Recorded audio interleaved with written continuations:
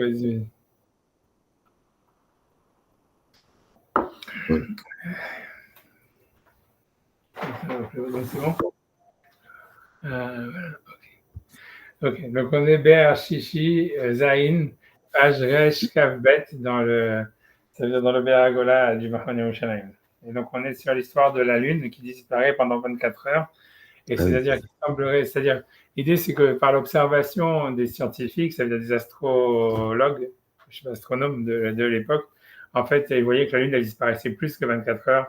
Elle disparaissait au moins 24 heures, alors que là, dans le Talmud, on a l'impression qu'elle disparaît moins que ça. Ça veut dire, ça dépend par rapport à Babel, etc. Donc, Mhm. c'est ça le problème. Et donc, je lui dis, OK, c'est peut-être que nous, on la voit, mais eux, ils la voyaient pas. Eux, ils la voyaient, nous, on la voit pas, quoi, je veux dire. Donc, lui, il dit ça. Ça veut dire ce qu'aujourd'hui, on comprend bien, parce que vu la pollution, je veux dire, la pollution est lunaire, ça veut dire, rien que parce que le fait qu'on a de la lumière partout, donc en fait, si tu as une lueur, en fait, une nouvelle lune doit avoir l'épaisseur d'un cheveu, donc non, mais c'est vrai, c'est ça se compare en Ouais, même temps. ouais, la pollution lumineuse. Ouais. Donc, c'est possible qu'en fait, tu vois, qu'on la voit pas parce qu'on a trop de lumière. Maintenant, à leur époque, est-ce qu'il y avait je sais pas, ils n'avaient pas la lumière électrique encore, mais je sais pas, voilà, je veux dire, ok, ça veut dire, ok, c'est ce qu'il dit en tous les cas. C'était ça ce qu'il disait. Il disait que c'est pas une question de savoir que le fait. Donc, je reprends, c'était ça ce qu'on avait vu en tous les cas. Il avait dit, donc, tu vois, donc je prends à partir de la deuxième ligne, si tu veux, la colonne, quand il disait qu'il ose des rois derrière, c'est-à-dire qu'il dit qu'il y avait des commentateurs qui avaient essayé de faire des calculs très compliqués pour essayer d'expliquer comment ça fonctionnait.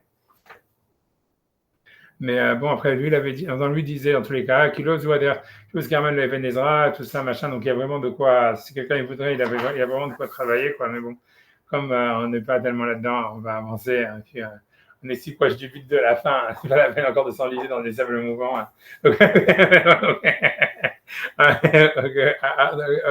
donc, on y va. Donc il dit d'avoir Zébaro, qu'il ose ou adhère. Ça veut dire que c'est pas la manière de répondre à la question. Qui dit vrai Torah. Donc lui dit que de toute façon la question, lui dit déjà, donc voilà, donc j'ai rien que je l'ai traduit, c'est moi j'avance. Qui ose derrière, qui est de vrai Torah bilvad, vidé chachamim bilvad, c'est-à-dire les paroles de la Torah c'est une chose, les paroles des sages c'est autre chose, et donc ce qui veut dire c'est que les sages déjà ils parlent d'une vérité en fait qui est subjective et relative, et non pas en fait quelque chose qui serait nécessairement une réalité objective. C'est vrai, c'est pour ça qu'il dit vrai Torah l'écoute, dit vrai Chachamim l'écoute, c'est-à-dire si la science elle prouve que la Torah est fausse, alors là il y a un problème, il faut répondre, etc. Mais si la science elle prouve que ce qui est marqué dans le Talmud c'est faux, ça c'est pas un problème parce que voilà, parce que de toute façon Chachamim, voilà, tout le monde sait que c'est du délire, mais ça veut dire que c'est une autre manière de voir le monde, quoi. C'est pas, c'est pas ils font pas appel à une réalité objective. Donc, je pense que c'est ça ce qu'il veut dire. Dans la suite, de toutes les façons, je pense qu'il va parler sur ça. Mais d'abord, il dit que la question ne commence même pas. Il dit c'est-à-dire que si jamais les sages, ils avaient dit la lune, elle disparaît beaucoup plus longtemps que ce qu'on voit, l'omar c'est-à-dire que en fait, ils avaient dit la lune disparaît pendant 2 jours et on voit qu'elle disparaît un jour seulement. Et ça veut dire les observateurs, donc les scientifiques, qui construisent leur observation par rapport à ce qu'ils voient. Et ils disaient voilà, non, on voit que la Lune elle disparaît en moins de 2 jours. Ça, ils disent, ça serait très compliqué. Pourquoi est-ce que le Talmud il n'a pas considéré l'observation de la Lune la première journée comme étant une observation, etc. Tu vois, il aurait fallu en fait commencer à comprendre comme s'il faudrait en fait une mesure en fait de l'épaisseur de la Lune pour dire que ça s'appelle qu'on l'a vu ou quelque chose comme ça. Et donc, c'est pour ça qu'il dit que ça aurait été une grande question, dans le sens pas où ça aurait été insoluble, mais dans le sens où ça aurait nécessité une réflexion, tu vois, de savoir d'où est-ce qu'ils ont cette mesure, etc., etc. Avec Kacher Chachamim, Amrou, Karvou, Ben Rachakou, mais comme ici c'est le contraire, c'est-à-dire que les sages, ils ont dit, on voit la Lune au bout de 8 heures ou de 12 heures, et eux, ils disent non, on la voit pas pendant 24 heures. Azenemar, Lo Shamati, Lo Haiti, No Reaya. Sur ça, on va dire, le fait qu'on la voit pas, c'est pas une preuve qu'elle n'est pas visible. C'est quelque chose qui veut dire un truc comme ça. Il n'y avait pas, à notre époque, comme je dis, nous, la lumière électrique, donc c'est évident que c'est pas une preuve. Mais même à leur époque, il veut dire peut-être, tu vois, si whatever, ils vivent dans un pays plus nuageux, whatever, etc. J'en sais rien, tu vois, c'est-à-dire, comme je dis, c'est quelque chose de très, très petit. Peut-être que tu vois que eux, ils avaient une, ouais, c'est-à-dire, j'imagine, dans un ciel gris ou quoi que ce soit, c'est possible que les sages, c'est une lueur, c'est possible que les sages, ils avaient une tradition, comment la voir, tu vois, et qu'en fait, aujourd'hui, à l'époque, avec les moyens de l'époque, c'est-à-dire, voilà, ils ne voyaient pas. Ok, donc en tous les cas, là, je pense qu'il va répondre tout à l'heure. Maintenant, à partir de ce paragraphe, je pense qu'il va plus aller dans la direction de dire, de toutes les façons, les sages, ils ne parlent pas d'une sagesse objective. Tu vois, je pense que ça va dire maintenant. Tu vas dire, qui est Hormad Atruna Benouya. Donc, parce que donc, c'est-à-dire la sagesse de la science de l'observation astronomique, Benouya Kashaïre Adam Ayareach, elle est construite, elle est basée sur l'observation. On va dire qu'un homme voit la lune. Mais on irait Muhash ou Mogash, la Enkol. Et c'est quelque chose qu'on voit, qu'on sent, ce qui est sensible, qui est visible à tout le monde. Chez Yesh la Or Gamour, qu'elle a une lumière, on va dire, Gamour. Je ne sais pas quoi elle va dire, une lumière entière. Mais Davarze, Kao Hachamim, Shinere Baalil, et c'est ce que les sages ils appellent qu'elle est visible. Alil, ça veut dire clairement. Pirouche, Megula, Lainakol, c'est-à-dire que la lune, elle est visible aux yeux de tous. Vekol Davar Chorma, Atruna, ou Al-Rayot, Ayare Baalil. Donc, tout ce que les sages, tous les scientifiques, quand ils parlent de la vision de la Lune, c'est une vision claire. Ça veut dire qu'on peut l'observer, la voir, etc. Même ça fait que chez nous, chez les arrières, caché en iré, minaréar, chez vous, kemo, seora. Ça veut dire, voilà, c'est-à-dire que c'est sûr que les scientifiques, eux, ils n'arrivent pas, en fait, à dire qu'on voit la nouvelle Lune si on voit quelque chose qui a l'épaisseur d'un cheveu. Seora lui dit c'est pas un cheveu, c'est l'épaisseur d'un grain de blé. Je ne savais pas, je ne sais pas, 2 secondes. Non, c'est parce que moi, je ne sais pas, j'avais toujours lu dans Rashi que c'était que Seora, moi j'ai toujours compris que c'est comme l'épaisseur d'un cheveu, mais lui dit que c'est comme l'épaisseur d'un grain de blé. Ok, je ne sais pas, c'est ça moi qu'il faudrait que je regarde en fait. Ouais, c'est moi qui a dû faire une erreur. Ouais, bon, bref, tu vois, en tout cas, donc c'est que Seora, après, avec un vav, donc moi je suis sur Seora, il faudrait en fait regarder dans Rashi, mais je ne vais pas vous faire ça. Et surtout que je sais que vous voulez avancer, donc je ne vais pas avancer. Dans tout cas, je vous dis, regardez dans Rashi si vous voulez vérifier si Rashi dit Seora ou Seara ou un truc comme ça. Tu vois, si un vav ou un pas de là-bas. Soit un grain de blé, soit un cheveu, mais quelle différence? C'est quand même important. C'est important, c'est parce qu'un grain de blé, je crois, c'est 7 millimètres, même, ouais, c'est quelque chose comme Ouais. ça. Et le symbole, et le symbole, et le Ouais, symbole. oui, il y a les symboles qui est différent. Mais c'est parce que, à la fin de Ouais. Castora, on l'a fait pour la Retsua des téphilines. C'est-à-dire que si quelqu'un, Ouais. il a comment dire, les téphilines, c'est un à savoir. Si jamais quelqu'un a ses téphilines qui sont un peu déchirées, les Retsua qui sont déchirées, en Oui. général, elles vont se déchirer complètement très rapidement, mais au cas où quelqu'un, tu vois, il s'en rend compte, tu vois, c'est-à-dire un jour, ça veut dire, tu vois, la première Mhm. fois, quand il voit ses téphilines, la Retsua, ça veut dire la lanière des téphilines, que ce soit du bras ou de la tête, ils sont un peu déchirés. Alors, jusqu'à Ouais. quand les téphilines et les cachères? Et s'il reste l'épaisseur de ce que c'est aura, c'est caché. Ça veut dire si la Retsuwa, elle reste Seora, ça veut dire 7 millimètres.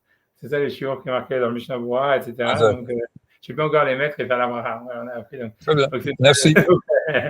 jusqu'à ce que ça tombe complètement. Donc, mais bon, mais bon, ça c'est vraiment chiant de se réveiller le matin et de voir ça. Quoi. Ça dépend si on s'est fait arnaquer par les chauffeurs qui nous a vendu les Retsuwa. Bref, tu vois, ok, mais ça arrive. Donc voilà, ça préparer que s'il y a 7 millimètres, vous pouvez pas l'avoir dessus. Donc, dans tous les cas, bref, donc c'est pour ça, je ne sais pas si c'est Kesseora ou Kesseara, je ne sais pas. Mais Davarzel, Loya, Becholatam, Madame Ladat, ça veut dire, donc il veut dire que les observateurs astronomiques de l'astronomie, ça veut dire les observateurs, ils ne sont pas capables de voir cette mesure de l'épaisseur d'un grain de blé. Ça veut dire que parce que pour eux là, ça veut dire l'observation pour eux c'est l'idée c'est donc c'est l'observation de voir en fait qu'est-ce qu'il y a dans la, c'est-à-dire quand c'est l'observation elle est claire. Qu'elle est visible à tout le monde. Mais c'est pas la sagesse de la Torah qui elle parle du secret du renouveau de la lune, ce qu'il appelle le Sadaïbour, c'est-à-dire le secret de parce que la lune on appelle qu'elle est enceinte. Ça veut dire ça l'histoire. Ce Sadaïbour, pourquoi enceinte? Ça veut dire que c'est je sais pas comment dire, tu vois, c'est parce que c'est comme si à chaque fois, quand la lune elle grossit, c'est comme si en fait elle devenait enceinte. Et quand elle rapetit, c'est parce qu'elle a donné naissance, tu vois. C'est comme ça que c'est. C'est comme ça dans la Mishnah où c'est ramené, où la Gemara elle dit quand il y a des témoins qui avaient vu la nouvelle lune, etc., qui avaient dit voilà hier c'était Rosh Chodesh, et ils voient la lune qui est encore, je sais pas, tu vois le lendemain ils voient la lune c'est pas parce que la lune elle disparaît, elle disparaît, elle disparaît. Je sais plus comment ça fonctionne en tous les cas. Ils se disent voilà, Donc, voilà elle est donc, encore. donc ceux qui s'appellent les Vanas sont très féconds. Peut-être, peut-être. Peut-être. Ah En tout ben, cas, c'est ça le Sadaïbo. Ça veut dire c'est que la Lune, a priori, c'est comme ça que c'est vu, quoi. C'est vu comme si elle était enceinte et qu'après elle donnait naissance et qu'après elle retombait enceinte. Tu vois, donc c'est ça l'idée. Donc ça s'appelle le secret de quand est-ce qu'elle tombe enceinte. Au Sadaïbo, chez Banu Kachayire, le thème Abikim Lirot. Donc, a priori, quand elle tombe enceinte, c'est quand il y a l'épaisseur d'un grain de blé. Chez Banu Kachayire, le thème Abikim Lirot. Donc, c'est qui est. Ça veut dire ça veut dire qui est construit par rapport à ce que eux, les sages, donc eux, donc eux, par contre, eux, ils voient pas ça, eux, ils voient l'observation réelle. Et donc, je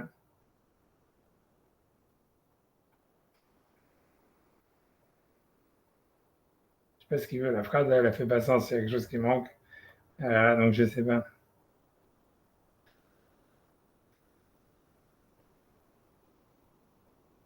C'est parce qu'il y avait des gens qui étaient Bekim qui Ouais, arrivaient c'est à ça. voir Donc ce là, que maintenant, il les revient gens ne parler voient sur pas, le quoi. témoignage. Voilà, il parle sur le témoin. Maintenant, il est parti sur le témoin.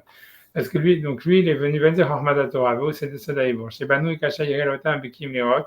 Ça veut dire que donc, le secret du Ibour, c'est quand ceux qui les sages, les sachants, ça veut dire les connaisseurs, les Chachamim, j'imagine, eux, ils savent qu'est-ce qu'il faut voir. Ou Meid Alayareach, et celui qui viendrait témoigner sur la nouvelle lune, Kajanira Mimena Keseora. Donc, il doit témoigner en disant qu'il a vu comme l'épaisseur d'un grain de blé. OK. OK. Et après ça, il dit Veimama an yodim. Et s'il a dit on ne sait pas, Zimipna tipshut, c'est une preuve de bêtise. Mais je ne sais pas ce qu'il veut, tu vois, ça veut dire. Donc ça veut dire Venzela mishum khosa bikut badava, velo mishum shan davar kayam. OK, donc ça veut dire quoi? Je ne sais pas si on accepte son témoignage, mais sûrement on l'accepte pas, j'en sais rien. Velo yom, et donc je ne sais pas ce qu'il veut dire par là. Donc il veut dire.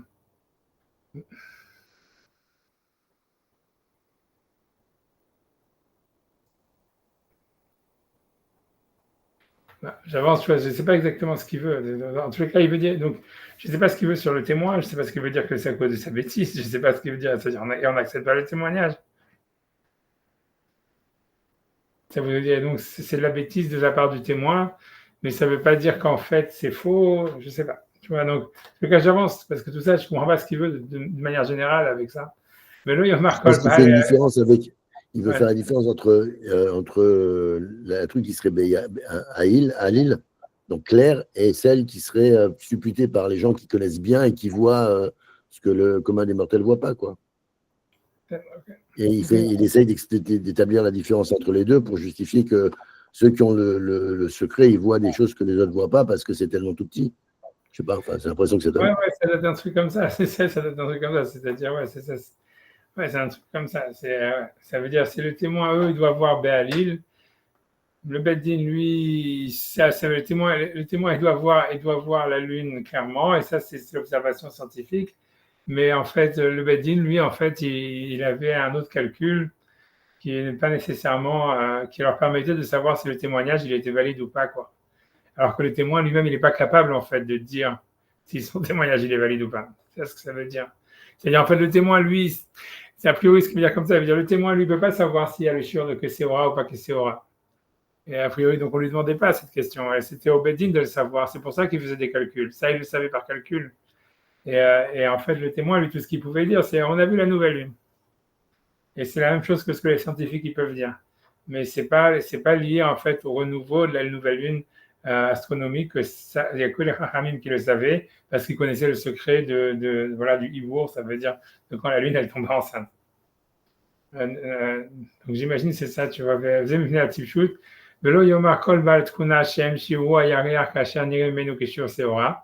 Et ils ne peuvent pas dire, donc ceux qui connaissent la science, qu'ils ont mesuré la Lune en disant, voilà, là on voit l'épaisseur d'un grain de blé. Nicole Macom, Sodaibo, Bano Yashion Ayariak, Shenemeno, Keshur, Seora. Donc ça veut dire, voilà, il dit que eux, ils ne savent pas, c'est-à-dire les sages de la science, ils ne connaissent pas, en fait, la mesure qu'est-ce que c'est que ça veut dire que la Lune, elle est visible comme l'épaisseur d'un grain de blé. Nicole Macom, Sodaibo, Bano Yashion Ayariak, Shenemeno, Keshur, Seora. Ça veut dire, malgré tout, le secret, en fait, ça veut dire de l'enfantement de la Lune, il est construit sur la mesure de la Lune quand on voit l'épaisseur ça veut dire d'un grain de blé. Vézénikra, Seora, c'est pas le blé, c'est l'orge, excusez-moi, un grain d'orge. Tu vois, Vézénikra, Shelonira, Seora, c'est un grain d'orge. Vézénikra, Shelo, whatever it is. Je sais pas, pour réveiller un petit peu Yves et tout ça, c'est parce que c'est réveiller un peu tout le monde, c'est parce que dans la Harisa, il dit pas, parce qu'en fait, pourquoi à chaque fois qu'on parle de la mesure d'un grain d'orge, c'est parce qu'en fait, quand tu regardes, en fait, un grain d'orge, ça a la même forme, en fait, qu'un sexe féminin. Tu vois, et c'est pour ça que c'est lié avec la lune, et c'est pour ça aussi que dans les tefilines, on dit les shiur que c'est aura et tout ça. Tu vois, ouais. C'est pas moi qui l'ai dit, c'est la réalité. C'était pour vous réveiller un petit peu, mais en tout cas, whatever. Mais et c'est dans le blé, par contre, quand chaque fois qu'il y a marqué le shiur d'un grain de blé, je sais pas c'est quoi le shiur chita, en fait, je sais plus ce qu'il y a. Il y a des shiurim de chita, je sais plus c'est quoi. Mais en tous les cas, c'est parce que ça, c'est comparé au sexe masculin. Je sais pas pourquoi exactement, parce que en fait, il y a un truc, je sais plus, il y a une forme de verge quelque part. Je sais pas si c'est dans la forme du grain de blé lui-même, mais c'est dans la gerbe de blé, en fait. Ouais, en fait, ça dépend comment il germe. Ouais. Donc, le blé doit germer verticalement et le séor différemment. Quoi. Ouais, c'est ça. C'était pour vous réveiller un petit peu. Bref. En tout cas, question c'est vrai, donc c'est comme la mesure ça veut dire d'un grain d'orge, je faisais Nikra Shelo, Nira Yarer Valil, et ça veut dire que la lune, elle n'a pas été vue clairement. Arak Nira, donc ça veut dire, parce que lui, il ne sait pas, le témoin a priori, il ne sait pas vraiment ce que ça veut dire. C'est ce que je veux dire, parce que dans la Mishnah, il est marqué Ben Shinira Baalil, Ben Shilonira Baalil, mais Halilin Alav et Shabbat. Ça veut dire les témoins qu'ils aient vu Baalil ou pas Baalil, alors on est Mechalel Shabbat pour témoigner au Beddin, qu'on a vu la nouvelle lune. Donc ce qui veut dire, c'est que le témoin lui-même, il ne sait pas vraiment si c'est si c'est Baalil ou pas Baalil. Si c'est clair ou pas clair, parce qu'il ne connaît pas la mesure. Il n'y a que en fait le Beddin qui va décider est-ce que c'était la mesure ou pas, quoi. Et ça, c'est pas par rapport au témoignage, c'est par rapport au calcul. Donc, celui qui peut le comprendre, c'est celui qui est connaissant dans cette sagesse. Ça veut dire, et je ne sais pas, la logique et l'esprit nécessitent ça. Parce que si la lune, elle est vue un peu moins, en fait, elle est visible dans le ciel un peu moins qu'un jour avant, je veux dire, après son renouveau cosmique, quoi, tel qu'il est, quoi. Et cette vision, elle est visible à tous. Katon Vegadol, du plus petit au plus grand.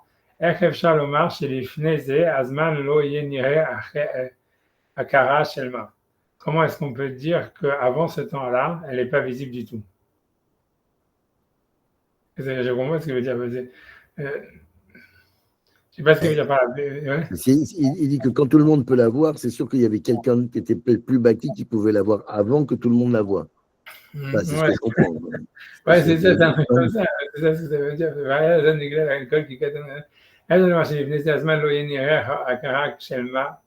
Ouais, c'est ça ce qu'il veut dire ça. Il veut dire c'est si jamais quelque chose, en fait, il est visible à tout le monde, c'est sûr que le spécialiste, il le voit avant, quoi. C'est ça. C'est ça. Ils ne connaissaient pas les spécialistes d'aujourd'hui qui voient que toutes les choses viennent après. Ok. Ah ouais, on sent vraiment que c'était à la Renaissance, quoi. Ils avaient une conscience, ils avaient une confiance dans les spécialistes, quoi, dans les scientifiques. Donc c'est ce qu'il dit. Sa phrase, c'est ça, c'est que si jamais tout le monde peut le voir, c'est sûr que le professionnel, le spécialiste, c'est sûr qu'il a dû le voir avant un petit peu, quoi. Et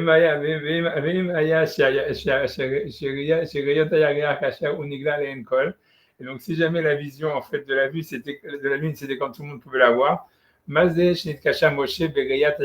En quoi c'était difficile puisqu'il y a marqué que quand Moshe il a vu la nouvelle lune, Hachem il lui a montré et Moshe ne comprenait pas c'était quoi la mesure qu'il fallait, etc. Donc, ça veut dire, puisqu'on dit qu'Hachem il a dû lui montrer, il a dû lui montrer soit dans le ciel, soit dans la prophétie que voilà que c'était la nouvelle lune. Donc, pourquoi est-ce que Moshe, on dit que c'était difficile pour lui en fait de voir la nouvelle lune? On a une tradition que Moshe il a eu du mal à comprendre c'était quoi la mesure de la lune pour dire que c'était le nouveau mois. Jusqu'à ce que Kadosh Baruch Hu a dû lui montrer dans le ciel, encore une fois, ou dans la prophétie, Kazer et Kadesh, ça veut dire comme ça, regarde et sanctifie. C'est ça la mesure de la lune pour faire Rosh Chodesh. Or, si c'était simplement un truc qu'il faut savoir, qu'on voit si l'épaisseur d'un grain de blé, enfin d'un grain d'orge, c'était quelque chose qui était, on va dire, voilà, 7 mm, comme on dit dans les lois des tuilines, et voilà, et donc voilà, il pouvait le savoir, ça veut dire qu'il suffit de regarder, de voir s'il voit 7 mm ou pas 7 mm. Aval davar zé, bevadaï mina koshi agadol, mais on voit que donc, puisqu'Akadosh Baruch Hu, il a dû lui montrer, donc on voit que c'est quelque chose qui est très compliqué, la kir veladat ayareach, de connaître et de savoir la lune, la karkasha, la kanamar kaze vekadesh, c'est pour ça qu'il a dit, regarde comme ça, et là tu pourras sanctifier le nouveau mois. Ulficha hashio ashanatu hahamim, donc c'est pour ça que les sages, le mesure que les sages ont donné, qui a vav shaot et kedusha, efshar shitira ayareach, après 6 heures, après son renouveau, on peut voir la nouvelle lune. Ça veut dire que c'est possible vraiment d'une manière, d'un certain côté dans le monde. Ça veut dire quelque part, d'une certaine manière, celui qui a la sagesse pour reconnaître. Donc voilà, ça veut dire qu'il faut que déjà ça. Donc ça veut dire que c'est quelqu'un qui a une connaissance de la reconnaissance. Bah, j'imagine simplement parce que la clarté, elle doit être très très minime. Donc ça doit être des teintes de luminosité qui sont presque invisibles, quoi. Si on n'a pas été éduqué en fait à les reconnaître. Mais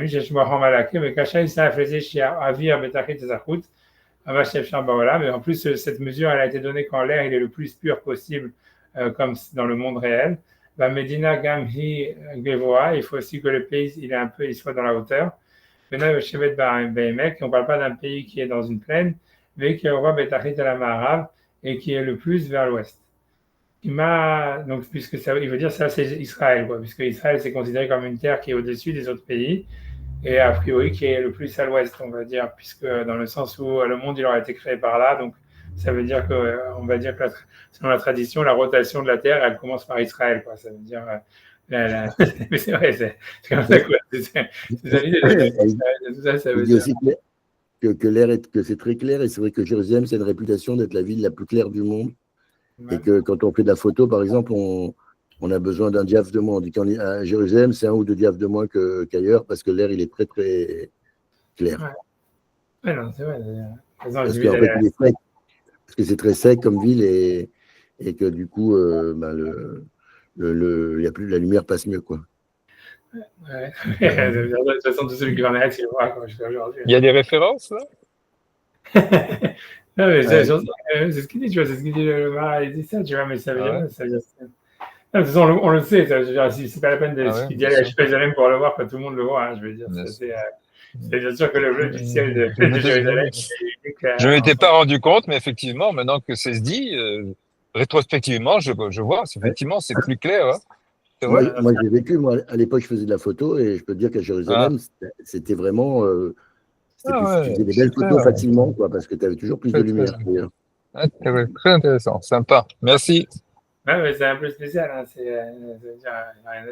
Même par rapport à Bnei Brak ou par rapport à ça, quand c'est sûr, tu vois la différence. Ouais. Ok, je pense tu vois. En tout cas, ok, donc c'est ça ce qu'il dit aussi ici, tu vois que donc la lune, elle était plus visible. Il garde la place lui aussi. Ça veut dire envoyez-moi le comment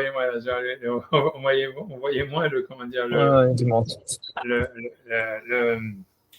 ça veut dire envoyer la nouvelle lune avant à Jérusalem qu'on pourrait la voir à Prague par exemple, ça ce qu'il veut dire.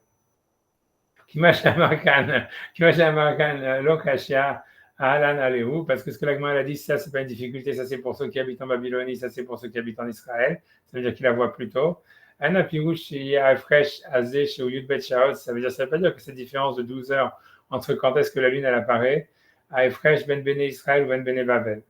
Que ce soit une différence entre les gens qui habitent en Irak, on veut dire en Iran, et les gens qui habitent en Israël. Puis d'abord Zeyef Shalomar, parce que c'est pas possible qu'il y ait une différence astronomique, c'est ce qui veut dire au niveau de l'astronomie, voilà, de 12 heures entre Israël et l'Irak.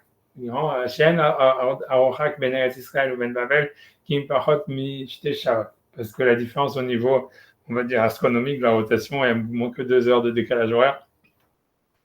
Et donc, comment est-ce qu'au niveau de l'apparition de la Lune, ça serait une différence de 18 heures? Mais ce que l'Agma veut dire entre Israël et Babylonie, qu'il y a 12 heures de différence.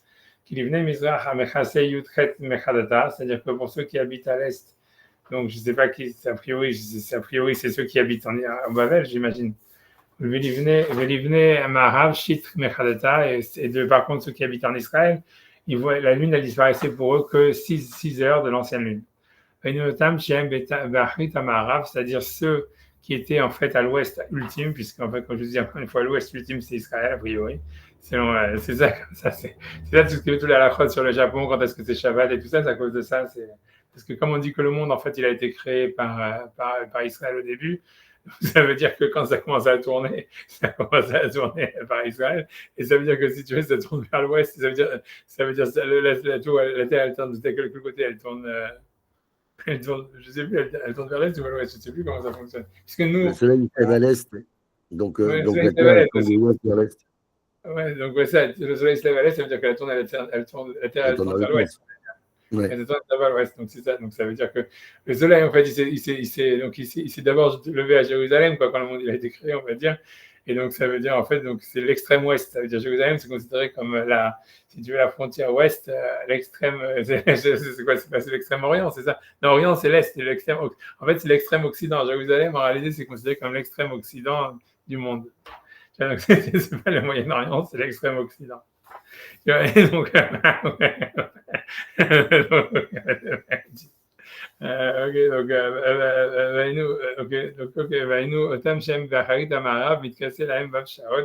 donc pour eux, ça veut dire que la lune, elle est déplacée, ça veut dire elle est simplement, elle est voilée que pendant 6 heures. Donc ce qu'ils ont dit qu'il y a 6 heures de l'ancienne lune qui n'est pas visible pour ceux qui habitent en Israël. Ça veut dire qu'on peut, d'une certaine manière, à ce moment-là, quelqu'un qui est un expert, il pourrait voir la lune à ce moment-là. Mais et donc c'est pour ça, comme c'est possible qu'un expert puisse voir, donc si des témoins disent qu'ils l'ont vu, mais ça, c'est-à-dire on ne peut pas dire maintenant que les témoins disent quelque chose qui est faux, comme si c'était impossible. Parce que ceci est la loi de la Torah. C'est parce ça veut dire on peut considérer les témoins comme n'étant pas cachers que si jamais en fait ils ont dit quelque chose qui est impossible d'une manière physique que ça existe. C'est impossible que ça soit vu. Donc on peut appeler Rosh Chodesh donc on peut appeler Rosh Chodesh que si jamais la lune elle est visible d'une certaine manière, quelque part, même par un expert des plus grands. Mais si jamais la lune, elle est visible dans le monde, donc voilà, on s'en fout des témoins. Et ça, si la nouvelle lune, elle est visible à n'importe qui, on ne cherche même plus des témoins, ce qui veut dire, donc c'est parce que le renouveau de la lune en Chodesh n'est pas dépendant vraiment des témoins. Ça veut dire ça dépend en fait de ce que les témoins ils auraient pu voir. Sauf que c'est une mitzvah de sanctifier le nouveau mois par les témoins. Mais quand le Bedin il savait que la lune elle était visible à ce moment-là dans le monde, donc il fallait quand même que les témoins pour faire la mitzvah. Les témoins ils ont dit qu'ils ont vu le nouveau mois. Ça veut dire qu'il n'y a pas lieu de retarder Rosh Chodesh.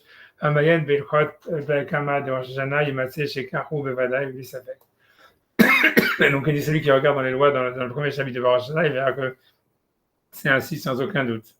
Voilà, ça veut dire, ce qui veut dire par là, c'est que le calcul était plus important, quoi, et que le témoin, c'était anecdotique. Ça veut dire, il y avait besoin du témoin, on cherchait les témoins pour faire la mitzvah, mais en réalité, ça veut dire que, tu vois, c'est comme la Mishnah dit, dans les notes, il a ramené tout à la fois que si on voyait s'il n'y avait pas de témoins qui avaient vu la nouvelle lune, on essayait de les inventer, quoi. Ça veut dire, on dit, voilà, ce que vous avez vu, c'était la nouvelle lune et tout ça, etc. Et des fois, quand on savait que c'était pas sa nouvelle lune, donc on leur faisait peur en disant, non, mais ce que vous avez vu, c'était pas la lune, c'était autre chose. Donc ça veut dire qu'en fait, ça veut dire on jouait avec le témoignage des témoins, par rapport au calcul, quoi. Parce que lui veut dire, en fait, si tu veux, le témoignage, il était en fait, c'était pour être, mais quand même la mitzvah, quoi. C'était pas vraiment le témoignage qui nous apprenait grand chose, en fait, sur quand est-ce que c'était Rosh Chodesh ou pas, quoi. Au Beddin, au niveau du Beddin. C'est ça l'idée, quoi. J'en sais rien, tu vois. Après ça, c'est une manière dont tu mets le Shabbat pour ça, etc. Tu vois, ça veut dire. J'en sais rien, tu vois. C'est quand même, tu vois, c'est bizarre, tu vois. Mais bon, ça veut dire, c'est ça.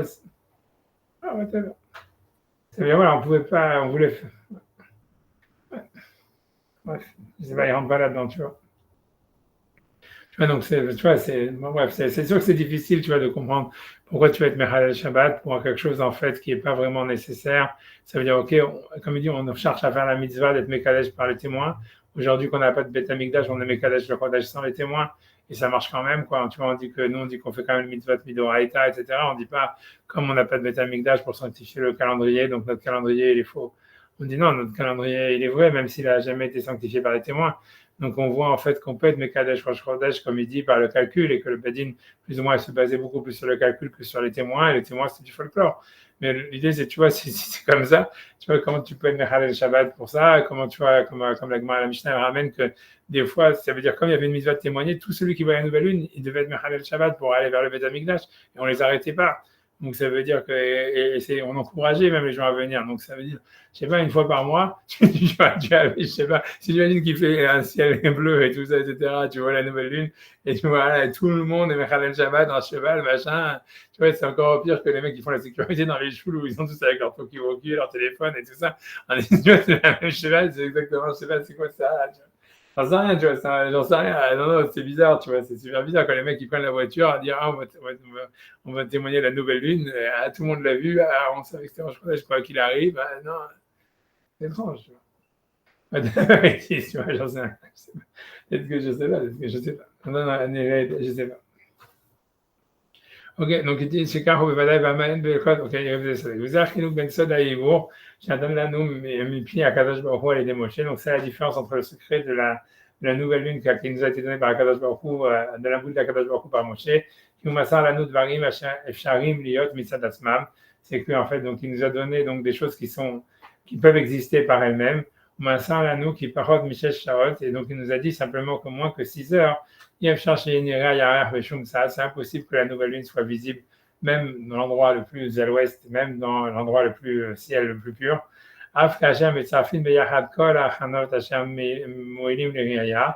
Mais si jamais en fait on arrive à s'ajouter toutes les conditions optimales pour la vision optimale, Zikur Havir, la pureté de l'air, le Gavoa Medina, la hauteur de la montagne, on va dire du pays, Shiugam Kanika Gadol et Yanavata, qui fait une grande différence au niveau de l'observation, comme j'ai Katav Rambam et le Kedusha Chodesh, comme le Rambam et la loi du Kedusha Chodesh, Begam Garova Medina et la Marav, et que le pays soit proche de l'ouest, Begam Vit au Chacham Baki Benyan Ayariach Liot Ayariach, et que celui qui regarde, il est un expert pour reconnaître c'est quoi la lumière de la lune dans son renouveau. Adchen Sachela Shia Yarach Nere Bali Le Gamre. Donc c'est pas la peine vraiment que la lune elle soit vraiment visible, on va dire extraordinairement clairement, puisqu'il sait qu'il y a une certaine teinte de lueur qui est déjà un nom qui est celle de la lune. Et tout, donc les préparations qu'eux ils savaient les sages. Et là c'est possible en fait, tu vois qu'ils connaissent une nouvelle lune 6 heures avant le molad. Et moins que 6 heures, en tous les cas, c'est impossible que le monde, que cette connaissance soit, que le monde le sache. Parce que c'est ainsi qu'on a reçu de celui qui mesure et qui connaît tout. Donc, et ça, c'est ce qu'on va appeler une sagesse. Parce qu'il est mesuré sans plus et sans moins. Puisque c'est ça ce que la sagesse elle doit être, c'est-à-dire quelque chose de précis. Mais ceux qui font de l'astronomie, c'est pas ainsi. Eux, simplement, ils voient par rapport à l'observation humaine. Que cette vision, elle est visible, elle est par rapport à la clarté de l'air. Et donc, c'est pour ça que parfois, ils voient la lune plus tôt parce que l'air est plus pur. Et donc, ils le voient dans un pays proche. Je sais pas ce que veut dire, je sais pas ce que ça veut dire. Ouais, c'est ce que je sais pas, il veut dire que ça, je sais pas ce qu'il veut dire, il veut dire que ça peut être, ça pourrait être, il veut dire, a priori, selon les notes, ça voudrait dire, mais en fait, ça peut être plus proche que ce qu'ils disent, quoi. Ça veut dire, la vision de la lune peut être plus proche que ce que les observateurs ont vu. Rien n'est la dame, la curioté, mais que chez Makir Ishacher. Et aussi, on voit qu'un homme, il reconnaît un homme qu'il connaît beaucoup plus rapidement qu'un étranger. Donc ça veut dire, et donc je pense que c'est ça ce qu'il veut dire. Il veut dire ceux qui connaissent la Lune, en fait, qui savaient comment la trouver, ils la trouvaient avant, quoi. Ça veut dire, parce qu'ils savaient, sur quoi, ils savaient quoi chercher, quoi. Ils savaient quoi chercher. Mais, c'est comme ça, GPT, quoi. Il faut que toi, tu donnes la réponse pour qu'il la trouve, quoi. Ça. Tu vois, ça veut dire, ça veut dire,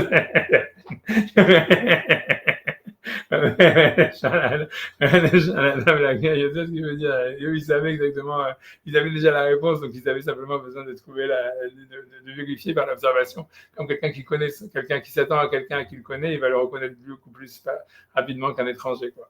C'est ce qu'il veut dire. Ça veut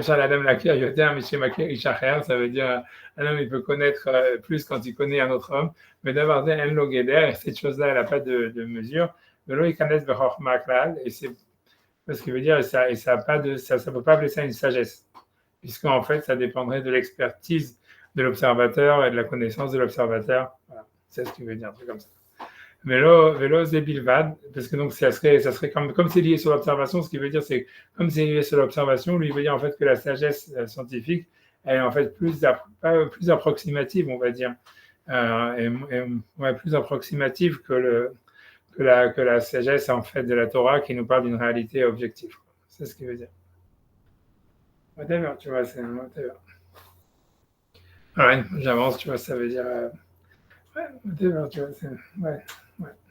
Non, je comprends ce qu'il veut dire. Ça veut dire c'est quelque chose de très général en fait tu vois, c'est-à-dire je comprends. Ça veut dire, je pense que c'est quelque chose de très général sur la science, surtout la science actuelle, quoi. C'est en fait si tu reconnais, parce que c'est vrai, tu vois, ça veut dire si tu reconnais des patterns, ça veut dire dans la science actuelle en fait, c'est reconnaître en fait des sortes de cycles et je sais pas comment expliquer, tu vois, de fonctions, même si on veut, et dire ah voilà comment on reconnaît cette fonction, donc on a vu ça. Tu vois, alors qu'en fait, finalement, tu vois, c'est toi qui as déterminé cette fonction et en fait, donc, au fond, ça reste hyper approximatif, tu vois, ça veut dire, parce qu'en fait, c'est toi qui as déterminé, en fait, l'élément que tu cherches avant, quoi. Et bizarrement, ça veut dire, et donc, automatiquement, tu vois, ça reste une approximation par rapport à la réalité objective de la chose. J'ai pas envie d'avancer, j'ai pas envie de dire ça, mais ça veut dire, non, tu vois, ça fonctionne. Ça veut dire aujourd'hui, dans la science moderne, par exemple, tu vois, dans la médecine, tu vois beaucoup ça. C'est-à-dire, en fait, si tu veux, les manières de détecter, par exemple, tu vois, le shalom, tu vois, le cancer, tous ces machins-là, etc., c'est de dire, tu vois, eux, ils le déduisent maintenant en avance, très en avance, en disant, ah, voilà, on reconnaît un tel et tel pattern génétique et tout ça, etc. Et même si tu vois aucune tumeur, rien du tout, etc., hop, c'est déjà, tu vois, parce que mais je veux dire, voilà, c'est toi qui as créé ce pattern, tu vois, ça veut dire qu'il te dit que ta fonction, elle est vraie, tu vois, en plus, c'est des fonctions des fois hyper compliquées, et qui te dit, tu vois, ça veut dire, ça reste une super grosse approximation, c'est ce que ça veut dire, c'est eux, ils sont persuadés d'avoir, en fait, une vérité, en fait, très précise, mais en fait, ce que ça veut dire, c'est que dans la science, il dit un truc pas mal, hein, c'est-à-dire que, en fait, la science, elle est obligée de définir des concepts pour, en fait, pour pouvoir marcher, pour pouvoir fonctionner, et en fait, ces concepts, en réalité, c'est des inventions humaines, donc, en fait, la science, elle a un certain degré d'imprécision, tu vois, c'est-à-dire inhérent à elle-même, quoi. C'est intéressant, c'est super intéressant. Parce que surtout pour moi, tu vois, c'est parce que ça me fait penser vachement à Maïmonide parce que tu vois, Maïmonide, quand il essaie de penser dans la philosophie, quand il essaie dans le Guide des Égarés, tu vois, toute la première partie, elle est en fait d'essayer de déterminer les termes. De dire qu'est-ce que ça veut dire ça, qu'est-ce que ça veut dire grand, qu'est-ce que ça veut dire petit, qu'est-ce que ça veut dire, tu vois, ça veut dire déterminer même qu'est-ce que ça veut dire les yeux d'Hachem, les mains d'Hachem, qu'est-ce que ça veut dire. Pour lui, tu vois, ça veut dire, il dit, je peux pas c'est-à-dire je peux pas comprendre, commencer à réfléchir si je sais pas de quoi ça parle quand je dis quelque chose. Et donc il passe, tu vois, c'est toute la première partie du Guide des Égarés, c'est définir des concepts. Et ça veut dire, et pour lui, il est fier de lui-même quand il fait ça. Et les gens, tu vois, ça veut dire, tu vois, les scientifiques et tout ça, ils adorent ça, tu vois, c'est ouais, enfin, parce que c'est le seul rap qui a fait ça, tu vois. Mais en fait, tu vois, ça veut dire, tu vois, mais moi, c'est-à-dire, moi, je suis pas du tout convaincu par cette méthode, tu vois, je pense que c'est ce que le Maharali dit. Moi, c'est ce que tu appliques ce que le Maharali dit, tu vois, c'est un peu vrai, ça veut dire, ok, tu as défini des concepts, mais en fait, tu vois, tu sais toi-même, tu vois, parce que c'est pour ça que il galère, même quand il décrit, tu vois, dans la première partie, à part, c'est chiant pour le lecteur à lire et tout ça, mais c'est surtout, tu vois, que tu vois bien que lui-même, il galère, tu vois, qui dit, tu vois, il ne peut pas être sûr, tu vois, parce que, ok, qu'est-ce que ça veut dire Hachem, il a passé Vaya Avor, qu'est-ce que le concept de Vaya Avor dans la divinité, ça veut dire? Et comment ça, tu vois, grabouiller, tu vois. Alors, ok, il arrive à un truc, tu vois, ça veut dire, mais ok, mais comme il dit le Maral, tu vois, c'est toi qui l'as, à la fin, tu vois, tu vois, c'est toi qui l'as, c'est sûrement pas faux, parce que voilà, tu as montré que dans la Torah, on retrouve, tu vois, ça serait ça l'essence, ça serait ça, si tu veux, c'est-à-dire, tu as reconnu un pattern, si tu veux, tu as reconnu une définition ou quelque chose, mais cette définition elle-même, en réalité, tu vois, elle est elle-même imprécise, tu vois, comme ça. Et c'est pour ça que tu vois, quand tu le guide des égarés, tu as toujours ce problème, c'est que voilà, il a défini, mais après ça, ça reste imprécis, donc après ça, tu continues à construire tout ton raisonnement sur, en fait, sur des concepts, tu vois, qui ne sont pas précis, et ok, ça reste, tu vois, hyper bancal après. Mais tu vois ce que je veux dire, c'est ça, ce que ça veut dire. Ça veut dire, l'idée, c'est que, tu vois, dans le Talmud, où tu vois bien que les mecs, ils parlent sans savoir de quoi ils parlent, en fait, je ne sais pas, il y a quelque chose, tu vois, je ne sais pas, il y a quelque chose de mieux, je ne sais pas quoi dire, mais ça veut dire, j'aurais dit que bizarrement, tu arrives à une plus grande précision quand tu cherches pas à définir des concepts avant, tu vois, ça veut dire, C'est contre-intuitif parce que tu as l'impression que la science est plus précise et plus logique, entre guillemets, que la pensée ou que le Talmud ou que la Gemara. Mais en fait, comme elle est obligée de se définir par des concepts elle-même qui seront imprécis par définition, c'est sûr que. Mais bon, enfin, normalement, les vrais scientifiques, ils gèrent l'imprécision dans leurs calculs, quoi. C'est pas. Mais non, c'est ce C'est qu'elle pas, m'avait dit. c'est pas précis. Donc, ils ont une gestion de savoir si C'est c'est. ce que qu'il essaie de faire dans le guide des égarés, et après dans la deuxième partie. Et c'est pour ça, mais c'est quand même, en fait, moi, ça m'a c'est tout, je reprends, ça veut dire pour moi, c'est quelque chose, tu vois, j'avais jamais vu le point que même, tu vois, c'est vrai, c'est-à-dire les mathématiques, ça marche parce qu'en fait, c'est toi qui as défini les chiffres, tu vois ce que je veux dire, et tu vois, ça veut dire, au fond, tu vois, ça veut dire. Non, les mathématiques, c'est hors de ça. C'est pas observatoire. Parce que toutes les autres sciences, elles sont basées sur une observation quelque part. Les maths, non. Les maths, c'est pur. Oui, c'est des axiomes. Donc, tu as défini quelques axiomes et après, tu travailles avec. Donc, effectivement, tout dépend des axiomes que tu as définis au départ. Mais les sciences, c'est pas tout le reste des sciences, c'est classification, rangement. C'est pour ça qu'ils commencent par nommer, parce qu'en fait, tu classes. Les premiers scientifiques, c'est les mecs qui classaient simplement les choses. Ils auraient mis les herbes, machin, les trucs, les animaux. Enfin, c'était ça qu'ils faisaient. C'était la première étape. Et ça fait penser à Babel, ça. C'est quand ils ont voulu créer des mots, c'est-à-dire qu'ils avaient un langage pour créer, qui devait être commun pour pouvoir, justement, en fait, ils voulaient un langage commun pour pouvoir définir les choses. Et c'est là c'est le début de la science, c'est là que Dieu, il dit non. Je comprends. En tout cas, c'est intéressant. En tout cas, lui, il dit ça, tu les Non, comprends. c'est génial la manière dont il démontre, quoi. Parce que c'est contre-intuitif. Il parle de la chorma des Chachamim qui est sûr. En plus, au départ, il dit non, mais ils ne savent pas. Ils ont dit ça parce qu'ils disent ça parce que c'est chorma. Mais finalement, c'est plus précis que le mec qui est censé être précis. C'est ça qui est génial. Mais voilà, je veux dire aussi, en fait, vraiment, si je fais ça dans les non, mais il y a un secret, je ne sais pas comment ça se fait que tu vois que dans le Talmud, c'est parce qu'on a l'impression que c'est un des secrets du judaïsme, tu vois, c'est que les sages du judaïsme, tu vois, je pense que ça doit énerver les goïms, ils sont capables de parler sans savoir de quoi ils parlent, tu vois, et de dire quelque chose, tu vois, qui fait sens quand même, tu vois, c'est incroyable. Ça veut dire, je pense, tu vois, c'est vraiment ça le Talmud, tu vois, et c'est ça tu vois, c'est ce qu'ils appellent, tu vois, le pitbull, le machin, etc. C'est ça, en fait. Tu arrives à parler de quelque chose que tu sais pas ce que c'est, mais tu dis quand même quelque chose qui a un sens, quoi. Je pense que tu vois que pour les philosophes goy, ça a dû être un truc, tu vois, jusqu'à aujourd'hui, qui doit les traumatiser à mort, quoi, parce que eux, c'est leur rêve, tu vois, c'est d'arriver à.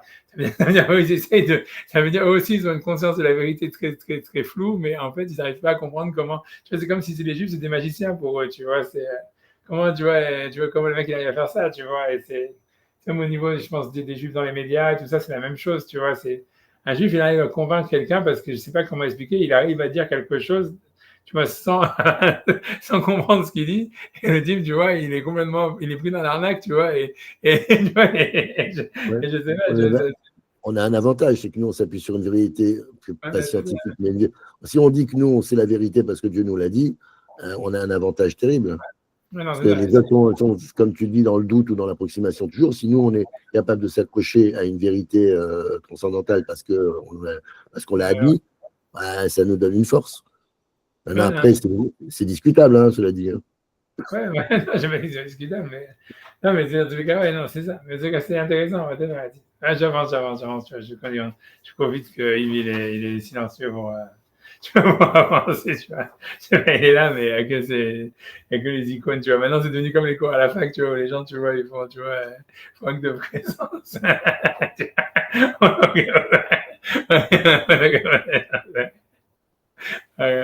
Il faut pas se fier aux apparences. Ok, d'accord, ok, voilà, j'avance. Ok, ouais, c'est vrai, c'est un peu ce qu'on apprend ici, c'est ce qu'il nous dit ici. Et là, c'est qu'en fait, que la vérité, voilà, ce On qu'il veut, apprend. on veut pas être disturbé par les images, tout simplement. Il faut voir le bon côté des choses. Ah, je comprends. Ouais, Voilà, je sais. voilà, j'avance. Ok, donc Elozu Bilvad n'est pas simplement ça. Kol Chochmat Atruna, En Raoui Shenikra Shem Chochma Alav. Donc lui dit que toute la sagesse de la Truna, je vais traduire physique, je ne sais pas comment dire des mots modernes physique, je pense que c'est la physique. Mais la technologie Truna, la traduction, c'est technologie. C'est le même mot, le mot de technologie vient de Truna, c'est la même racine. Tu vois, je ne sais pas exactement qu'est-ce que c'est la technologie. Alors, toute la sagesse technologique, En Raoui Sheyeh Nikra Shem Chochma Alav. On ne peut pas appeler ça même une sagesse. Ken Nikra Chochma, Rak Sheyeda Davar Kmo Shehu. C'est-à-dire, c'est quand on connaît la chose par elle-même, ça veut dire sans passer a priori, justement par une classification ou un concept qui est toujours un concept abstrait. Vedavarzel Otim Sam Chochmata, mais ça, tu ne le trouves pas dans la sagesse des techniciens, je sais pas, des ingénieurs, je ne sais pas comment traduire Truna, ou j'aurais dit des physiciens, je ne sais pas. Kilo Echad Shehamad Alamit, Kilo Echad Shehamad Alamitato. Ça veut dire parce que personne en fait ça veut dire ne prétend même dire qu'il connaît la vérité en fait objective du monde. Ou Mali, Imi chacun Arbe. Donc quelle différence il se trompe beaucoup, ou chacun Méad, ou qu'il se trompe un peu, sauf il y avait un méthode de Davar à la fin du fin, c'est que des classifications et donc en fait ils connaissent pas la vérité absolue de la chose. Comme chez Sadaïbo, donc comme par exemple le secret du renouveau de la lune, chez Amiadou, Amitato, Kefuma Shehu, parce qu'ils connaissaient la vérité telle qu'elle est, mais Kuba, Mipi Hachem Idbar, qu'ils avaient reçu d'Hachem, qu'ils ont béni. Ce que je me demande, tu vois, moi, c'est ça, savoir est-ce que les Égyptiens ils connaissaient ça, et c'est ça, est-ce que les Incas ils connaissaient ça. Je sais qu'il y a plein de trucs, il y a plein d'études sur ça, sur les temples Incas, qu'ils avaient aussi une connaissance super précise du renouveau de la lune et que c'était un truc que dans la civilisation antique, je sais pas, moi, j'ai jamais fait des études ni rien, mais j'ai entendu des trucs comme ça, comme quoi les civilisations antiques, elles avaient une connaissance astronomique plus précise que celle qu'on a actuellement, même avec la NASA et des choses pareilles. J'ai entendu ça, tu vois, non, voilà, c'est d'où ils savaient, c'est notre histoire. Mais comme dit, c'était sûrement pas basé sur l'observation. Parce que dans l'autre côté, quand tu vois, c'est-à-dire quand tu lis, ça veut dire l'interprétation astronomique du Talmud, etc., eux, ils étaient encore à penser que le Soleil, on a vu, il tourne autour de la Terre, et des trucs pareils, tu vois, c'est-à-dire, donc ça veut dire, je sais rien, tu vois, c'est pour ça que, non, tu vois, ça veut dire, c'était pas des platistes, mais presque, ça veut dire non, ils n'étaient pas des platistes, ça, je pense que les platistes, c'est venu qu'avec YouTube. Non, j'ai entendu une émission sur laquelle il disait que les platistes, c'est très récent. Hein. Mais non, c'est très long, je dis, parce que dans la Gemara, même, tu vois, c'est quand il parle de la Bodhazara, c'est toujours un globe, le terre, c'est toujours un globe. Oui. Les platistes. C'est quoi les platistes? Les platistes, c'est très, très récent. C'est quoi les platistes? C'est ceux qui pensent que la terre est plate. Ah! C'est les musulmans la plupart. C'est un nouveau courant de l'islam. Les platistes. Un chidouche. Oui, non, c'est un chidouche. On a quand même inventé des nouvelles théories dans le 21e siècle. Ok, j'avance. Ok. Je me connais bien, je